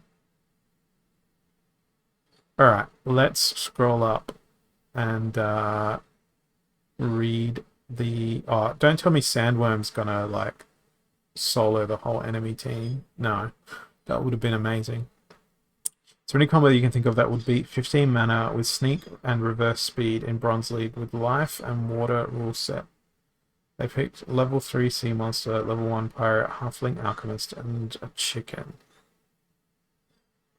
So the problem is in and 15 mana, it also depends on what league level you're talking about as well. Because really the only thing that can go toe-to-toe with sea monster at low levels is something like Haunted Spirit. Alternatively, if there's anything with Affliction, no, there's nothing with Affliction in bronze level, I don't think. Off the top of my head, no, I can't think of anything that would counter such a specific team.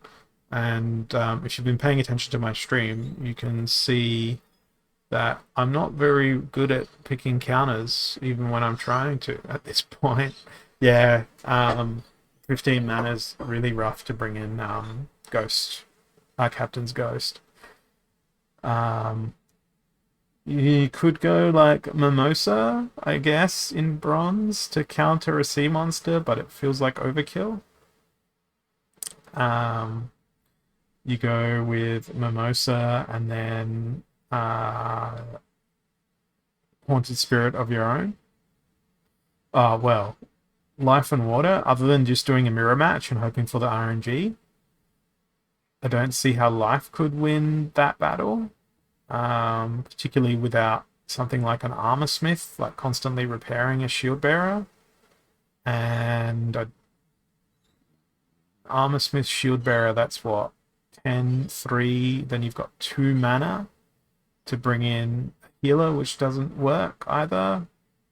I'm going to formulate my team, and just for the theme of everything, I was going to say I was going to use Sea Monster, but there's no healing, and it's odd ones out. So let's go with Pyre.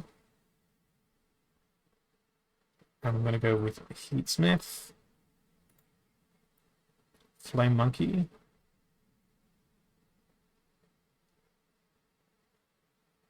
I'm going to throw Zarin Ifrit in. And crappity crap crap crap. Timer. Let's go with these guys, and I can pick 1 mana creature. The order's all screwed though.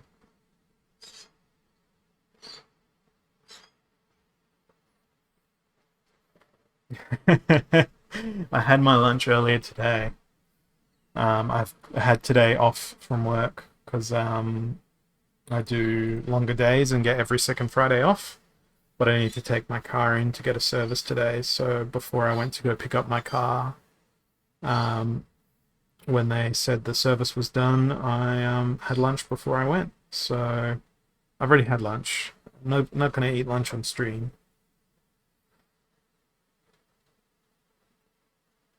Well, this worked well, this particular strategy, even though I like haphazardly put that team together at the last minute.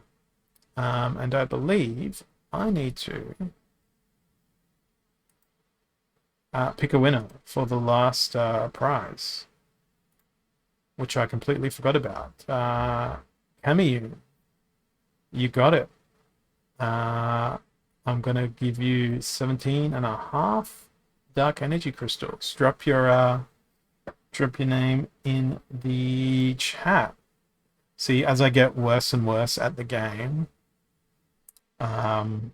it's like the chance of you winning Dark Energy Crystals the longer you stick around in the stream just goes down and down and down. 17.5, 2-player. Just make sure there's no space at the front, no space at the end. I know the answer to that question, Bjorn, but I'm not going to help people answer it.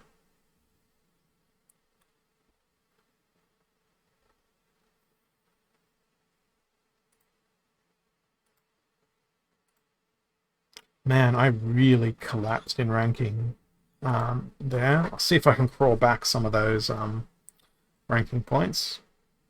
Okay, so we've got taking sides and equalizer. Fire is active, so that means it's time for fun with exploding dwarves, which is such a common strategy in this particular rule set. Now, what I often don't see in this particular rule set is healing the exploding dwarf. Anything that makes this rule set even more fun is when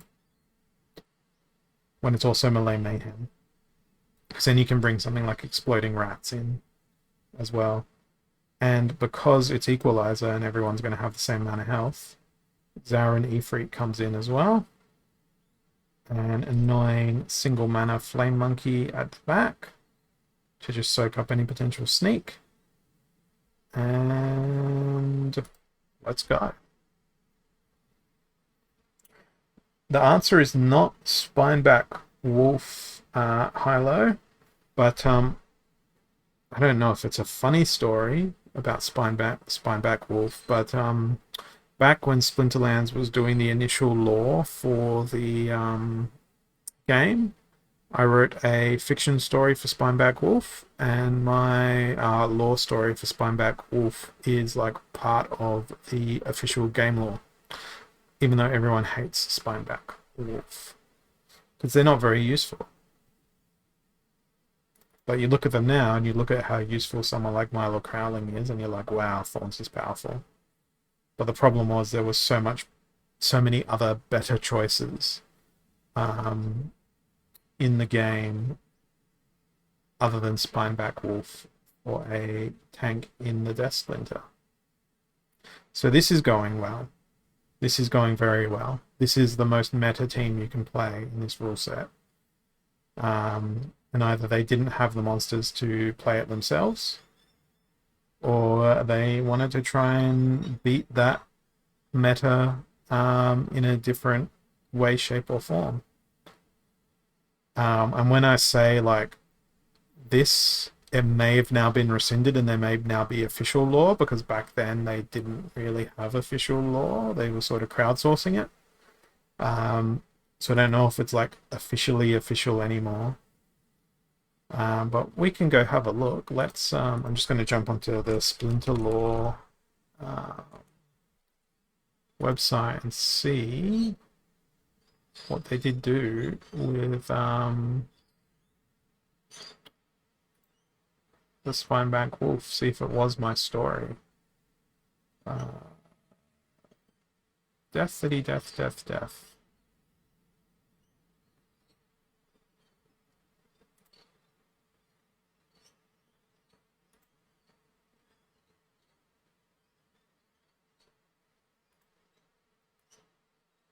It all links out to their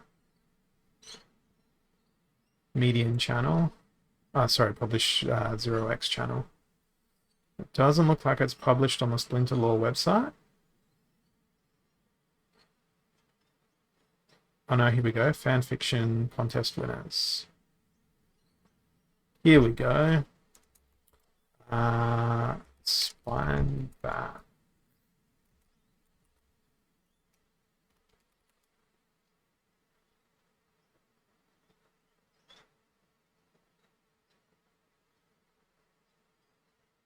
I don't even remember what I called it. Let's see if it's in here.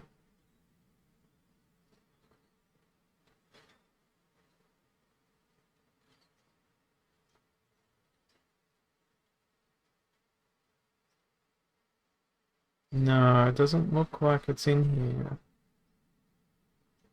But I did write a story. You might have to scroll back through the like thousands, literally thousands of blog posts I've done on PigD to find it. Like quite literally thousands of posts. Okay, so Rise of the Commons. 32 mana, fire, water. Now I can play the glorious sea monster. And I'm going to back them up with electric eels. I'm going to throw some sneakies in.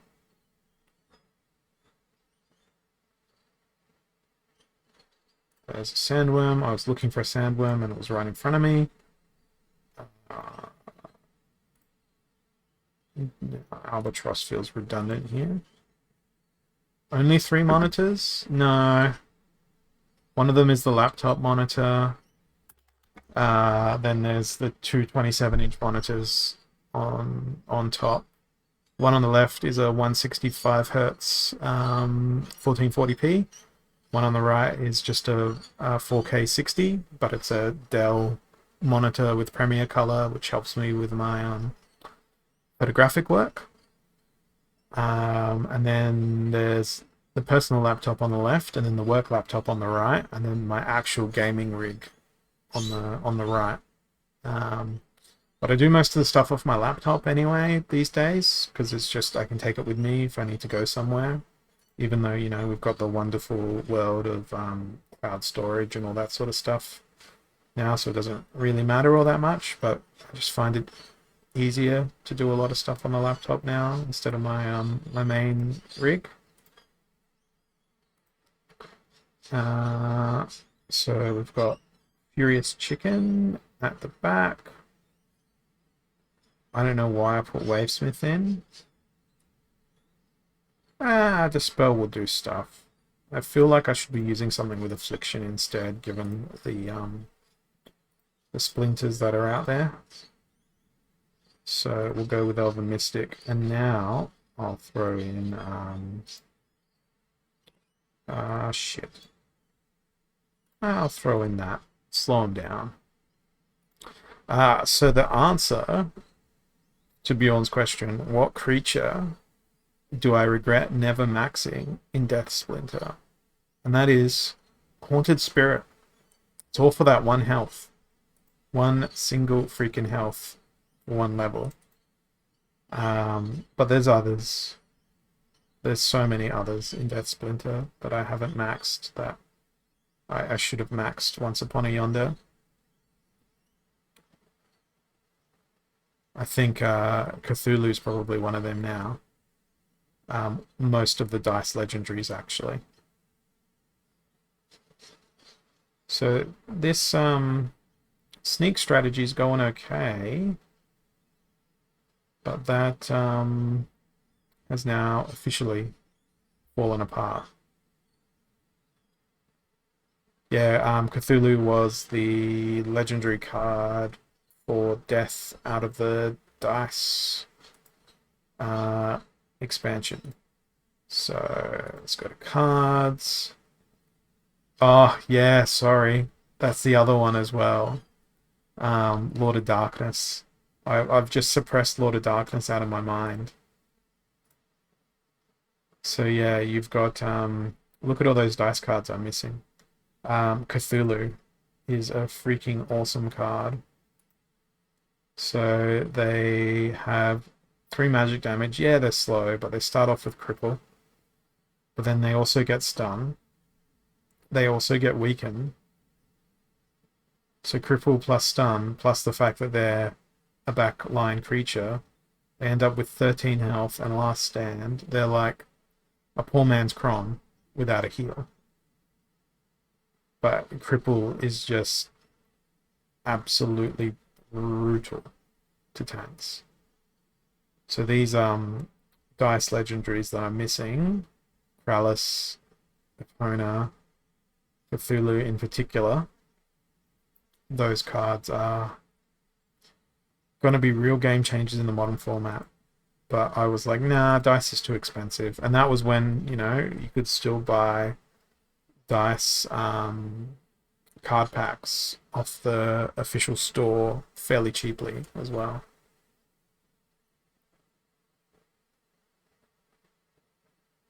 Okay, so Fog of War, Melee Mayhem, 15 mana, Earth and Death.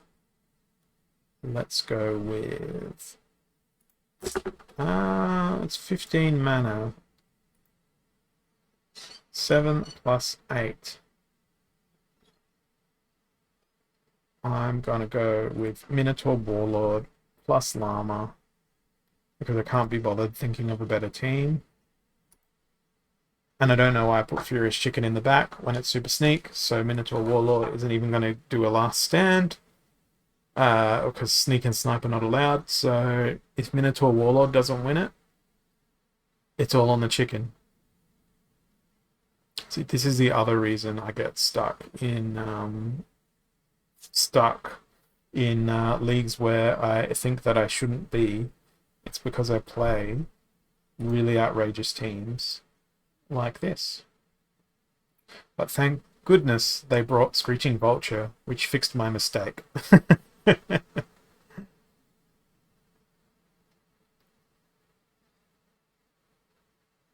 So, you know, this works out well-ish. The fact that I don't have a heal doesn't work out well, but that's okay.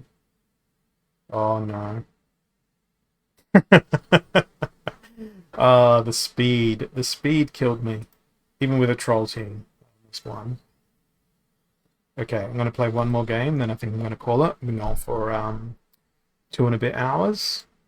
I should get up, stretch my legs, do a couple of other bits and pieces around the house and all that sort of fun stuff. Where is my thingy-madoo? Here it is.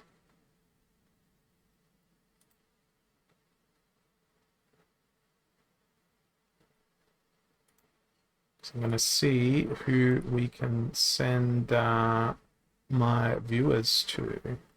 I'm going to send you guys to Splinterlands HQ for the raid after this battle. So we've got target practice, we've got Tyrus, and where's the werewolf? Crystal Werewolf. And because it's target practice, everything's going to have snipe. Let's just force everything to attack the Crystal Werewolf. Let's also add an Armor Smith, Creeping Ooze, and a Chicken. Just to see if I can get a lucky win. I'm not going to get a lucky win.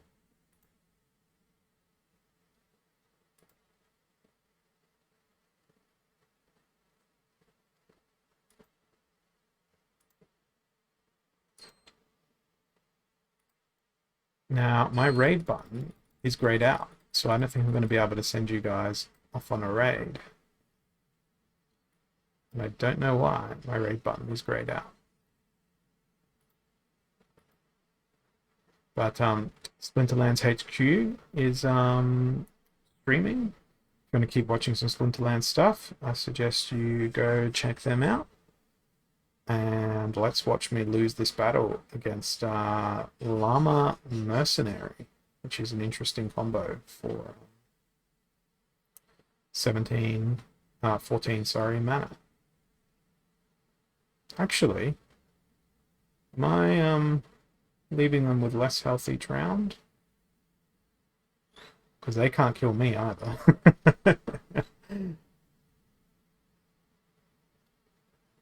Okay, so they're down to 4, then they're back to 10. Provided I don't miss, they're back to 2, they're back to 8. Yeah, I've won.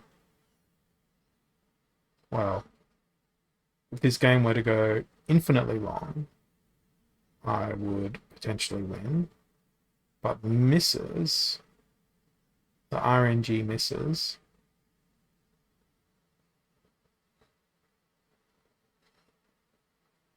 might see me lose. You know what's funny about this? It's not even a max level mercenary. It would have retaliate if it was max level. So we might get down to the fatigue stage here. And I'm pretty sure fatigue penetrates armor.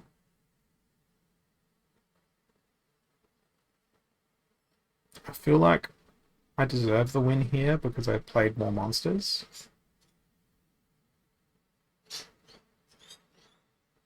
But at the same time,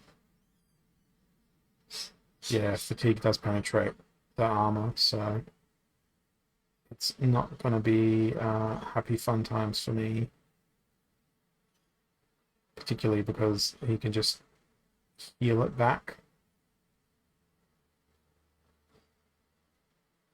It's a loss. It could have been a win if I didn't keep missing. That's a great combo. It's almost as good as Llama Cube, right? Except it actually does damage. So thank you all for jumping in and watching my stream. I'd send you off on a raid, but I cannot because my buttons are grayed out. I'll be back again to do my daily quest tomorrow. It'll probably be earlier in the day because I do have an event to go to tomorrow afternoon. And then I'll be back again on Sunday to do the same thing. And I'll keep seeing you guys every day throughout the week. So thanks so much for your support and for your company. I hope you guys enjoyed it. I always enjoy streaming Splinterlands. Enjoy the learning experience because I learn something new with it every day. Thanks for watching, and I'll catch you all again soon. Bye.